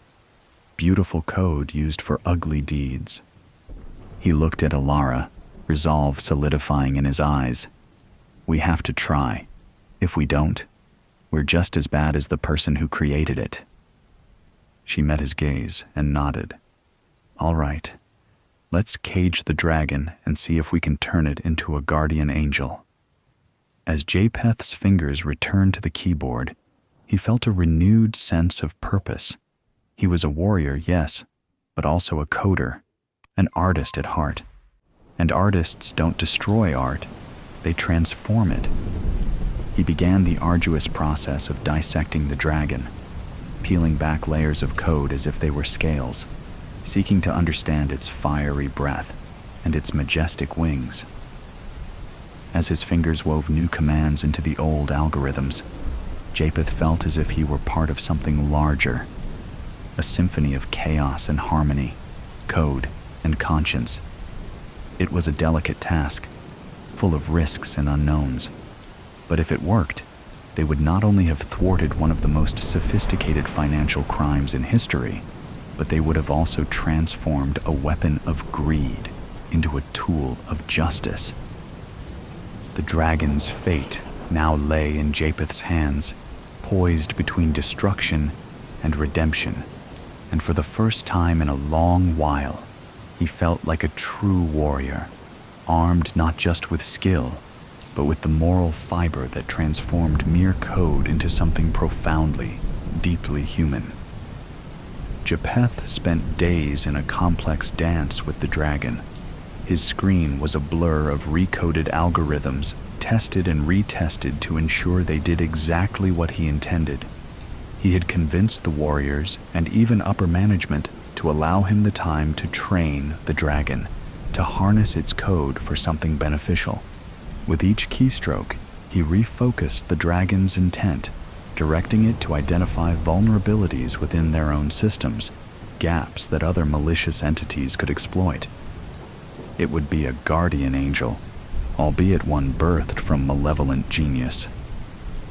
Alara was beside him every step of the way, providing the cryptographic lock that would contain the dragon and ensure its transformed code could only be used for their defined purposes.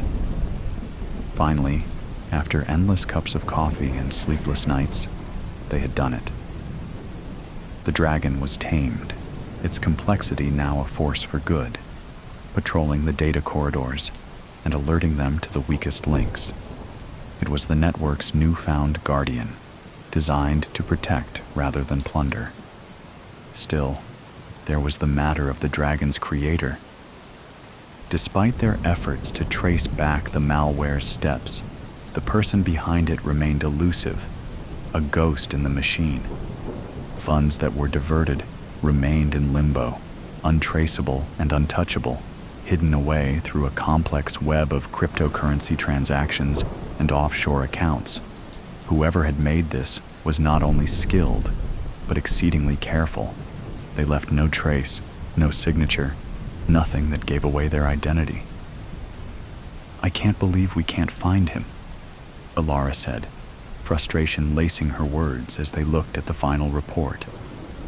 The dragon was a piece of genius, but it's as if it sprang into existence out of nowhere. Japheth nodded, equally puzzled and annoyed. He wanted to meet the person who could conceive such a masterpiece, understand what drove them to use such brilliance for nefarious purposes. Some artists prefer anonymity, their work speaking for them, he mused. Yeah, but this is one artist who deserves to be behind bars, Alara added. Weeks passed, and the transformed dragon proved invaluable. It flagged 3 potential vulnerabilities within the first month, each of which could have led to catastrophic breaches. It was a win for the warriors, and yet, a sense of incompleteness nagged at Japheth. Then one day, as he sifted through flagged data, he saw it. A message hidden deep within layers of encryption, appearing as an anomaly within an anomaly. It was the equivalent of a digital whisper, something so subtle it could easily be overlooked. But it wasn't overlooked, not by Japheth. The message read, "A dragon's nature is to be free. Yet, you've caged it, transformed it. Interesting. It's not often one finds a worthy opponent." Japheth felt a shiver run down his spine. The creator knew. He wanted to reply, to communicate with this enigmatic entity, but as quickly as the message had appeared, it was gone, swallowed up by the digital ether. A one-time anomaly that their systems could not trace.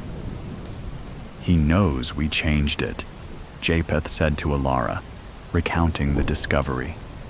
"And he respects it in his own twisted way." "Or he's mocking us because we couldn't catch him," she countered. "Maybe it's both," Japheth mused. The dragon's creator remained elusive, but his creation now served a noble purpose.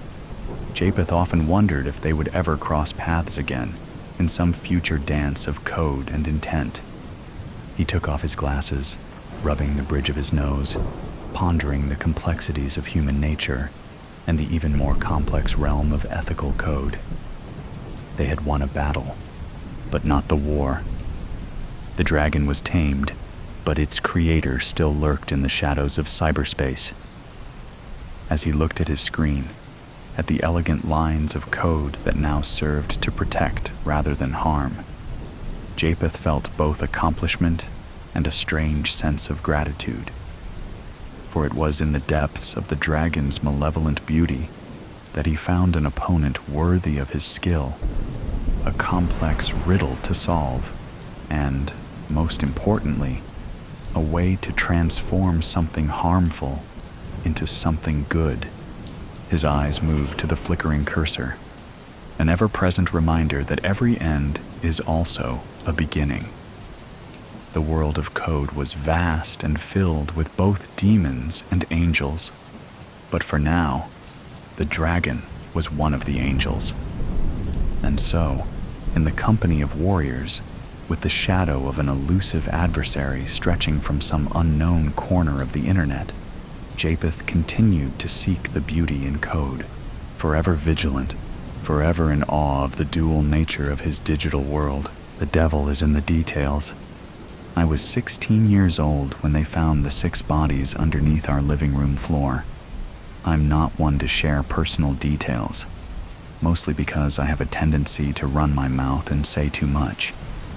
But I think about that night often, usually as I'm just crawling into bed, in that time between hazy wakefulness and deep rest, which, if I'm being honest, I've never been the greatest sleeper anyway.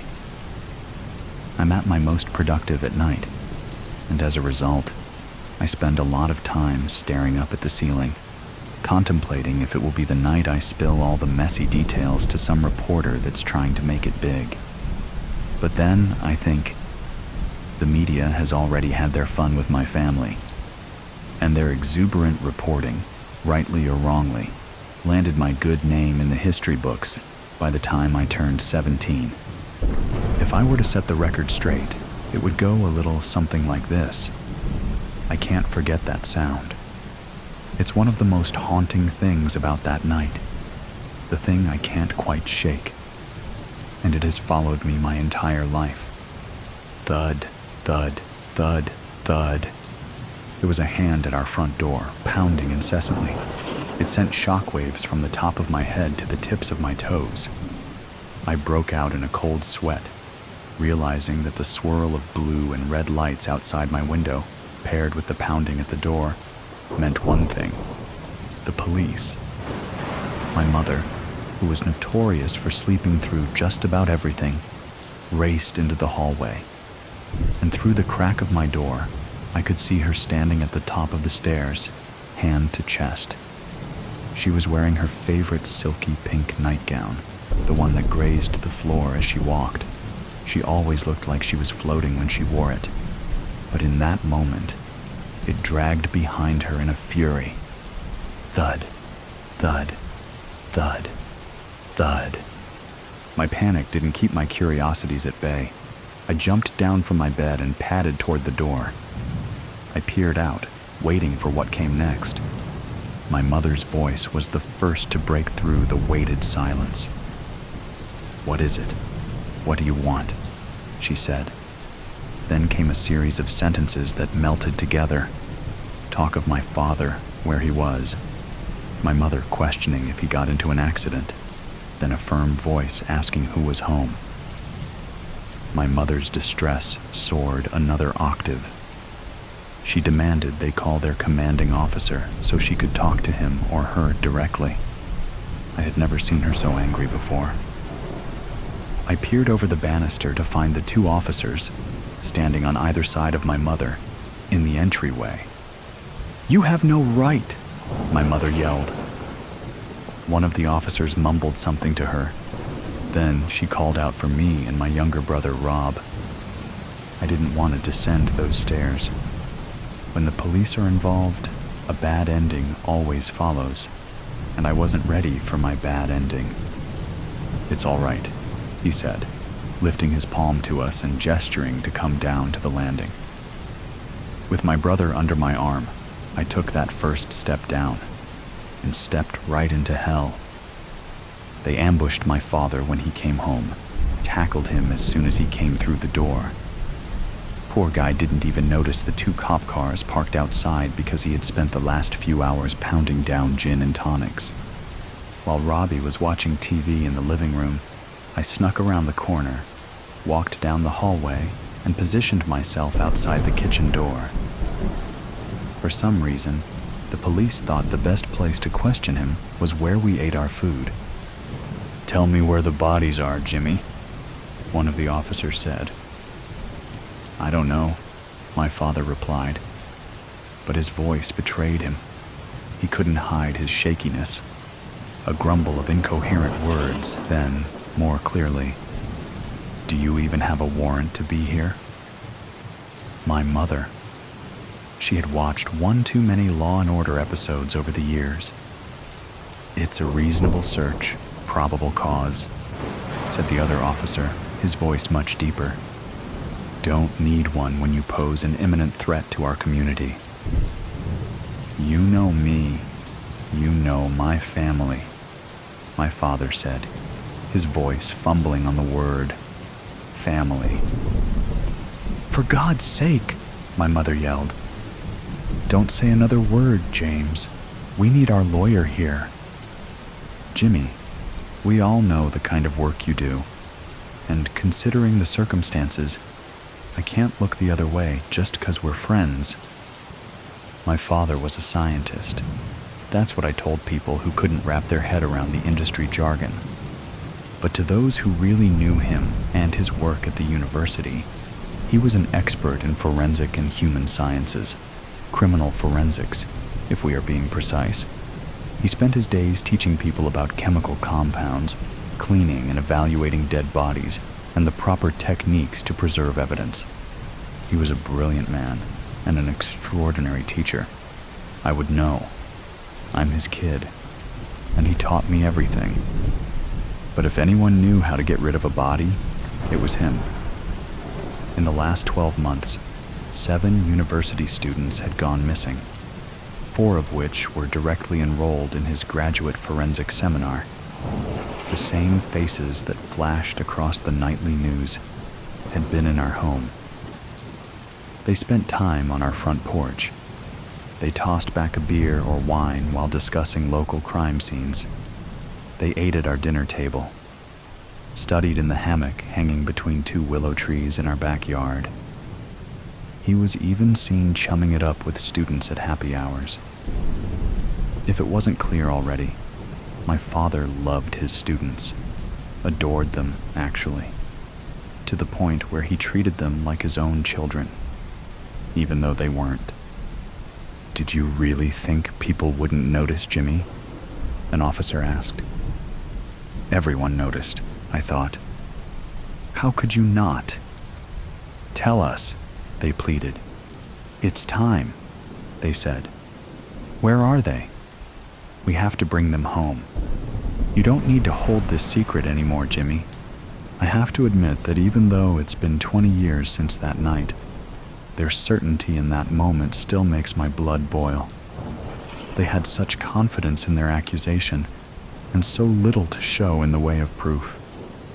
Because, let's be honest, a close relationship with a student is a pretty loose thread when it comes to tying someone to murder.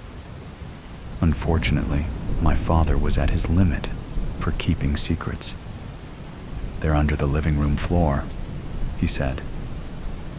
At that moment, I fell forward, spilling onto the kitchen floor. I had forgotten just how weak that door was, and I would pay greatly for my curiosity. Because even as I was staring down at the black and white tiles, hoping I was invisible, I could feel the weight of his gaze on me. And when I looked up, our eyes locked. I couldn't breathe, couldn't force my lungs to expand. This was it. This was that moment. The ending that I knew was coming. His eyes told me the only thing I needed to know. The details of that night have been bent and twisted by the media. So many stories, so little accuracy, which is ironic considering the news is supposed to hold itself to the highest level of truth.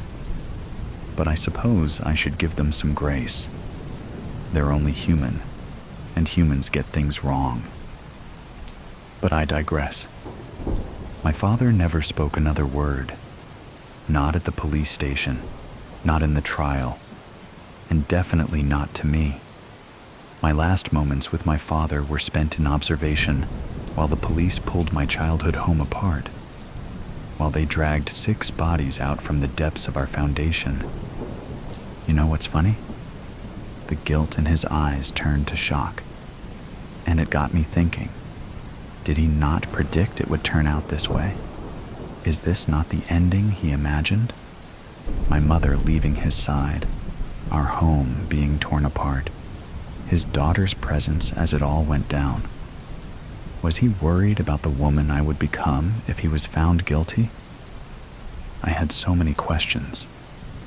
One very important one, but I wouldn't get to ask it that night.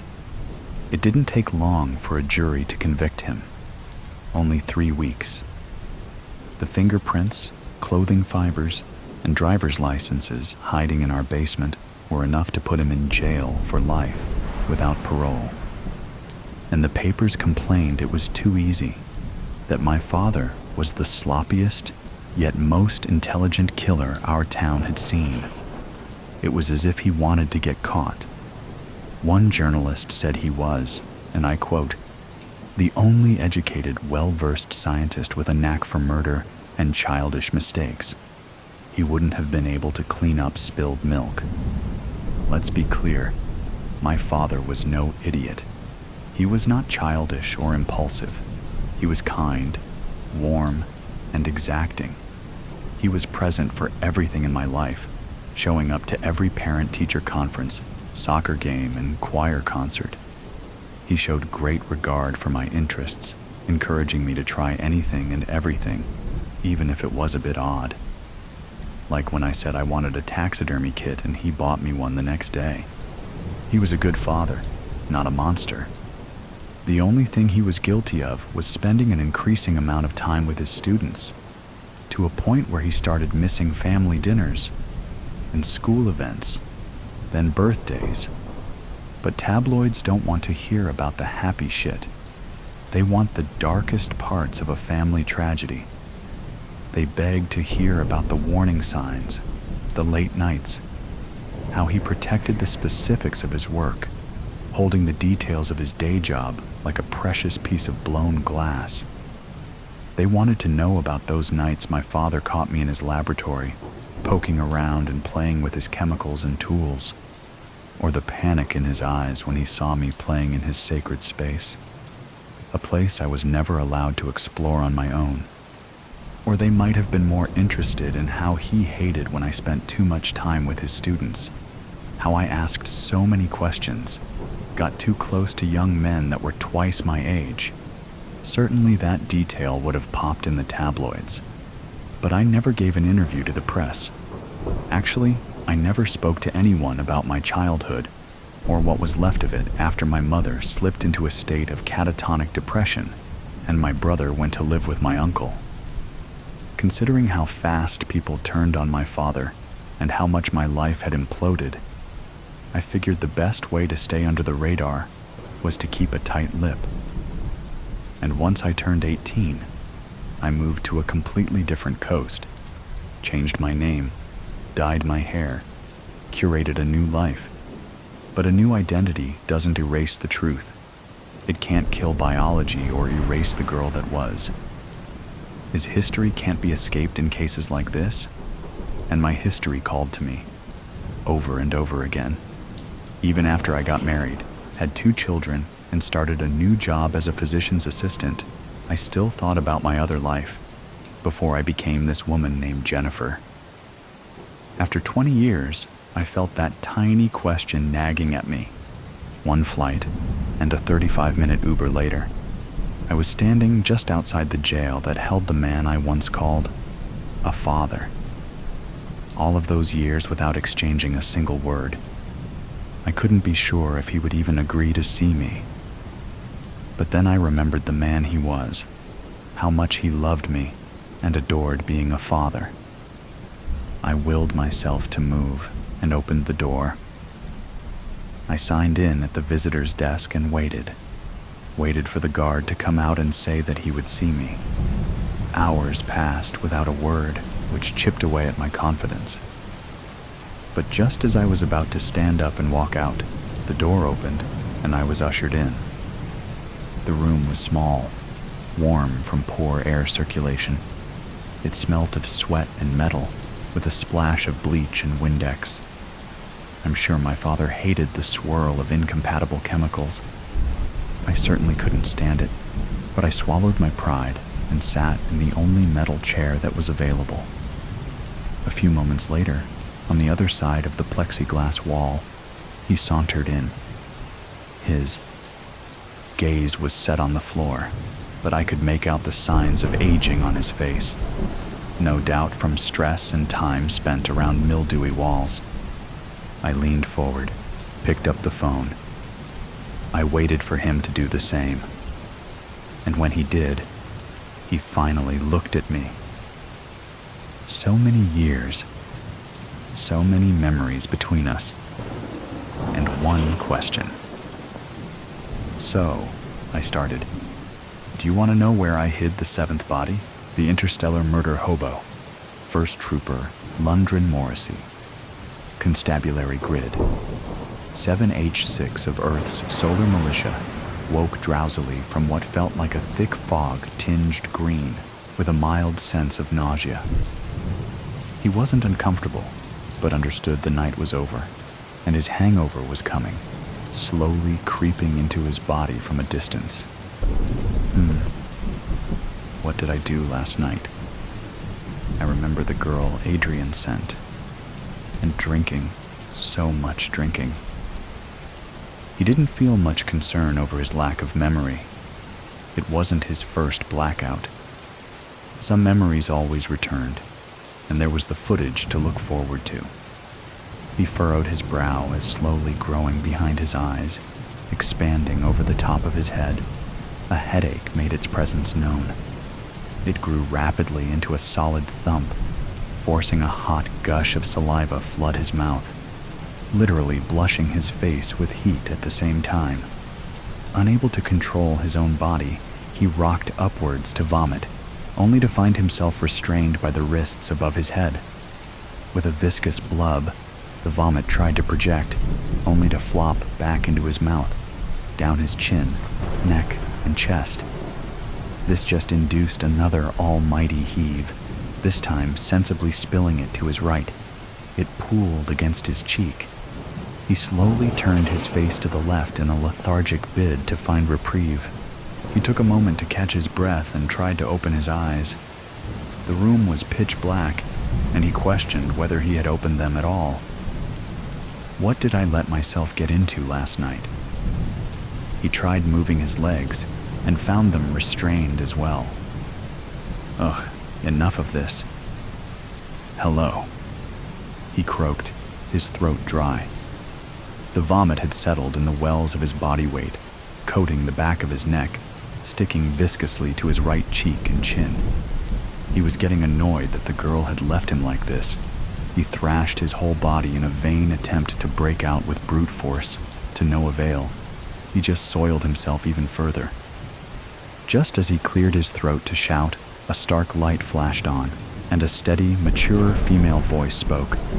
"Oh, for fuck's sake." It held no emotion. "I guess we'll need to clean this up before we begin. You drank too much. My dosage off."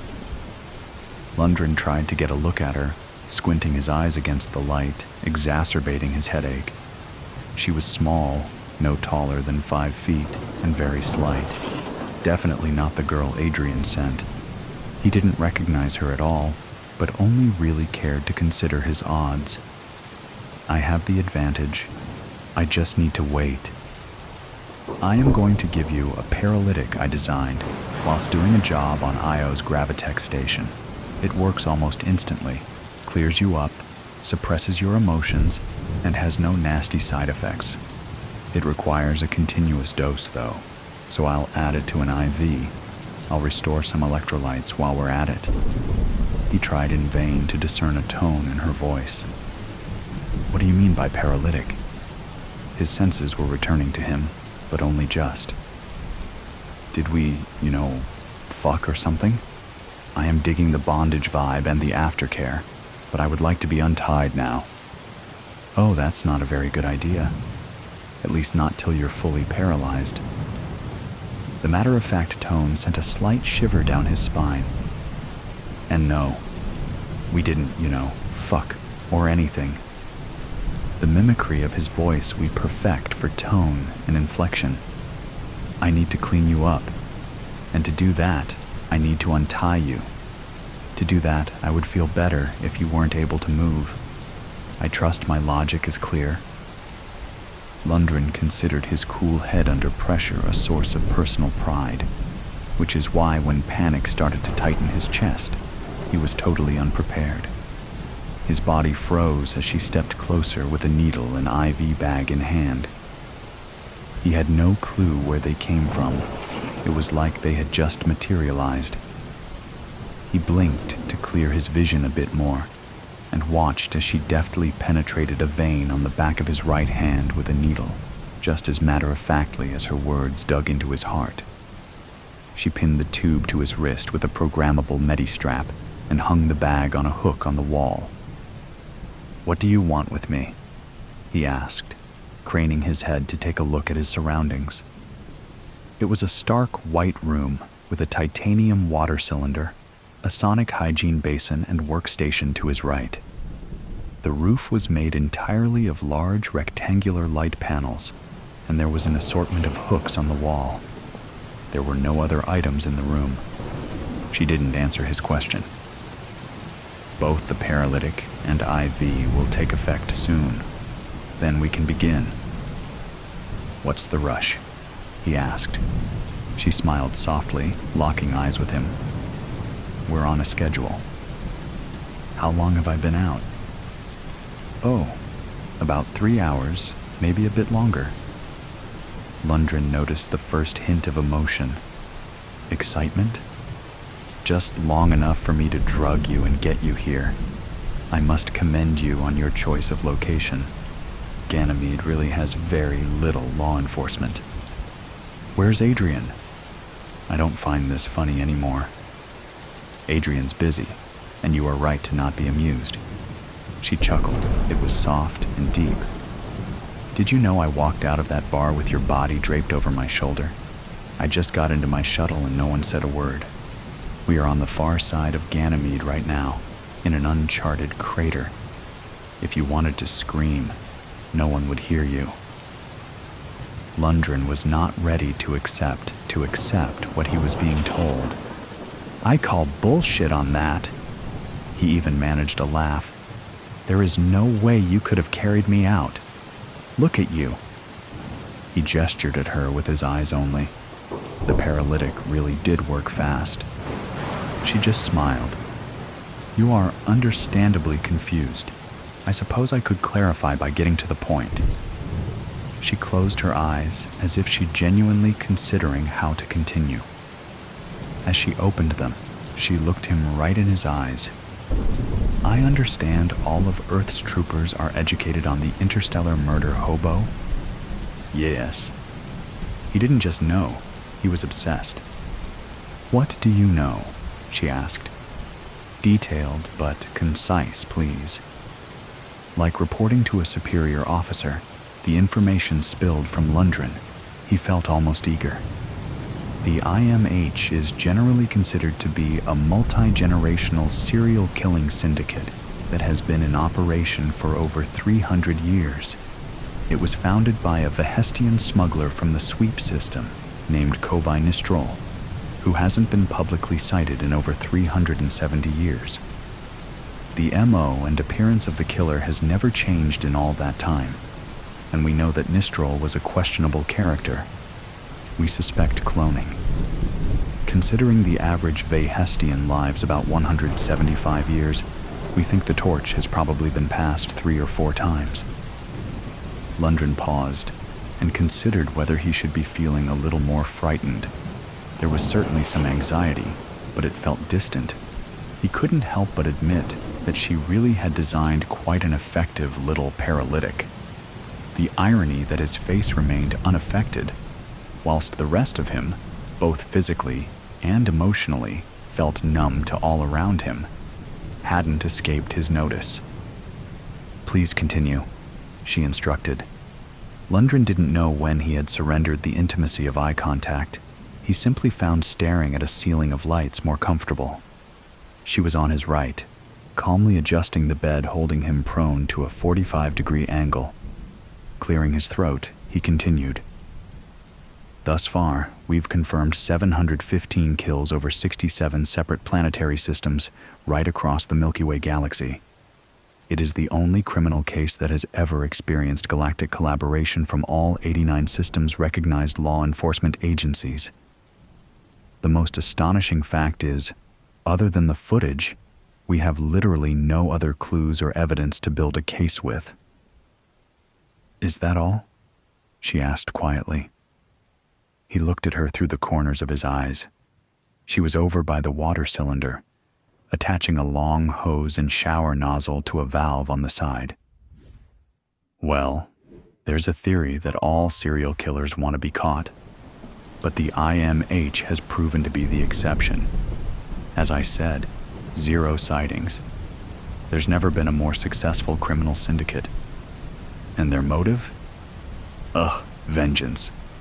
Is there anything pettier? There are several things actually, but continue." He chanced another look. She was adjusting something out of sight on top of the cylinder. The hose hung down the back of her left shoulder. "They find people they consider victims whom have been denied justice via official means and take revenge on their behalf, completely. No one is left to continue the cycle of vengeance." He expelled a sigh that sounded almost like a sob. "This will be cold," she said, and turned on the hose without giving him a moment to protest. The water was indeed cold, and he gasped audibly. The pressure was decent for a cylinder setup. Of course, he could only feel that as she blasted him right in the face. Looking down, he could see a clotted, foamy spiral at the bottom as water and vomit drained away to who knows where. She made sure to get as much off of him as possible, even scrubbing his face with a rough cloth. The cold shock was the final catalyst in restoring his clarity. As she shut the valve on the cylinder, the room suddenly became very familiar. He'd just never imagined it from a victim's point of view before. The water cylinder, 5 feet tall, should have been the first clue, but the wide-rigged medical bed, the stark white walls and various fixtures, this was the IMH's killing room. "Fuck," he said it with soft resignation, closing his eyes. "Alexei?" he asked, forcing himself to look at her. She simply smiled. "I suppose it's time things got interesting." She tilted her head, not breaking eye contact, and changed into a 9-foot artisan right in front of his eyes. Sporting a full complement of tusks, 4 arms, and thick, motley brown, leathery skin. With 2 enormous hands, she grabbed him by the chest, and with another, she deftly undid the restraints that held his wrists. He couldn't feel them. He simply observed their lifeless flap in his periphery. Careful not to disturb the IV and needle, she gently rested him forward, cradling him in 2 of her 4 hands. Hanging as though over a horse's rump, with his face facing towards the metal floor, he noticed rivets. With a free hand, she flipped the valve back on, and he felt the cold water blasting the back of his head. She made sure to get every last scrap of mucus, alcohol, and tiny chunks of stomach lining from his hair. He heard the telltale pattering of water blasting plastic as she cleaned the bed. Once done, she pinned him back against it and quickly lowered him into a horizontal position. She morphed back into her previous form. She wasn't young, but he couldn't fathom any sort of age in her either. She was certainly beautiful. She proceeded to gently tie his wrists back up above his head. It took the lock clunking loudly into place that brought him back to his senses, just enough to ask, "What are you?" "I am glad you asked." She wasn't looking at him, preoccupied with returning the cylinder and hose to their original places. "I am a changeling." "Impossible," he scoffed. "Possible," she challenged. "What did you just see?" As she spoke, she had moved over to the sonic hygiene basin and was fervently cleaning her arms and hands. The changelings from the Alpha Centauri system were all exterminated nearly 400 years ago. It was the only mass-sanctioned genocide with a full vote from 89 out of 90 planetary systems. A vote held without our system, within which we lived peacefully among 3 other sentient spacefaring species. Most of them died with us, did you know? Only the fractions off-planet were spared. They are still trying to rebuild. Except for the changelings, who were all confirmed as being on-planet within the Alpha Centauri system at the time. How did you survive? I had been abducted by Vehestian smuggler from the sweep system prior to your destruction of our system. I must have been given up for dead when I didn't return during the summons. She closed her eyes briefly with a pause, then continued. I certainly felt the yearning to return. It was incredibly painful. To be called home on such an instinctive level, to then be unable to return due to my unlawful confinement. She took another pause, but made firm eye contact, compelling him to remain silent. It nearly killed me, and it should have. With the destruction of my home world, the cosmic link compelling us to return each Centauri century was severed. As such, I survived. Is that why you kill? It's just personal vengeance all along? He felt comfort in the scorn he was able to insert in his tone. She laughed softly. No, it's not even why I started killing. That honor rests with the smuggler who repeatedly raped me every night for 12 years, which was how long it took me to build immunity to his variety of custom sedatives, by the way. He was guilty of other crimes, but I digress. I slowly tortured him to death, probably 9 years after being severed from the link. Why do you kill then? He asked as she removed the Medi-strap and IV with ease, stowing it out of sight. The effects of the paralytic will wear off quickly. She continued without a pause. I kill because 5 years after I escaped my confinement, I found someone else denied justice, someone too pure and injured to take vengeance for themselves. I cared for him very much. That was over 367 years ago. The Vehestian smuggler, you use his face for all your killings, don't you? The fear welling in his chest felt like an ocean tide. There's no syndicate either. It's just been you all along? I do, and yes. She permitted a small pause to let that sink in then. I think it's time we got on with it. She walked over to the back wall and pressed gently against it. A small, previously imperceptible cabinet opened up. Inside was a camera link-up, a large red sledgehammer, and an assortment of torturing tools. She morphed into the Vehestian smuggler, now standing 6 feet tall. She pressed a small button on the side of the camera to start recording, sending the footage out to the whole system. Live. Do you understand why you are here? The smuggler's voice was deep, smooth, and seductive. He knew, and he saw now further point in wasting time. He was resigning himself to his fate. He knew his options, and opted for complete honesty. I shouldn't have won my case today. Correct, she affirmed. And do you recognize this? She held up a small rectangular drive, fitted with an illegal isolation port so the data contained cannot be detected, even when plugged into one of Earth's collection servers, which was basically all of them. Lundgren recognized it on an almost intimate level. Seeing it in her hands was like a violation. It's my diary, he replied, looking straight ahead of him. I suppose you want the encryption key? No, I'm good. I just wanted you and every single one of your accomplices to know I had this. You've all been very busy, with quite a variety of things.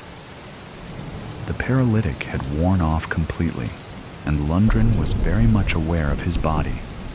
The pain, discomfort, fear, and anxiety enveloped him like a landslide. He couldn't stop the tears singing his eyes. nor the sobbing noises of hyperventilation as panic consumed him. With a mighty crack, fire exploded across his left cheek. She had hit him hard. First Trooper Lundgren Morrissey, Constabulary Grid 7H6 of Earth's Solar Militia. You have two choices. She never once looked at the camera. Her focus was on him and the task ahead. She continued, "You can confess, and I'll make it quick, or you can deny your crimes and face torture." First Trooper Morrissey, what do you choose? My case, he stuttered.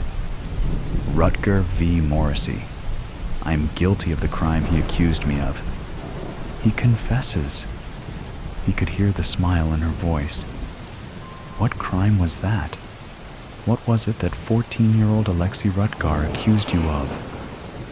I responded to a report of domestic abuse and neglect from a concerned neighbor. When I arrived on scene, Alexei had already been alone for 3 days, with neither food and nor money. His father was dead, and his mother appeared to have run off with another lover. He swallowed, not wanting to continue. You know how this works. Speak, or I will make you. I raped him, okay? He blurted out, and then we covered it up, like we always do. Correct, she said. Lundgren knew what was coming and started hyperventilating again. He didn't have to look. Lundgren Morrissey, by your own account, she said, holding the drive aloft.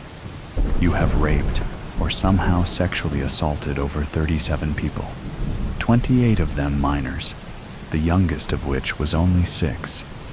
You will be the first of many, and you will watch it coming. Lundgren knew not to close his eyes for fear of having his eyelids torn off. The very last thing he saw before it all went dark was the rapidly descending head of an enormous red sledgehammer as it slammed into his face.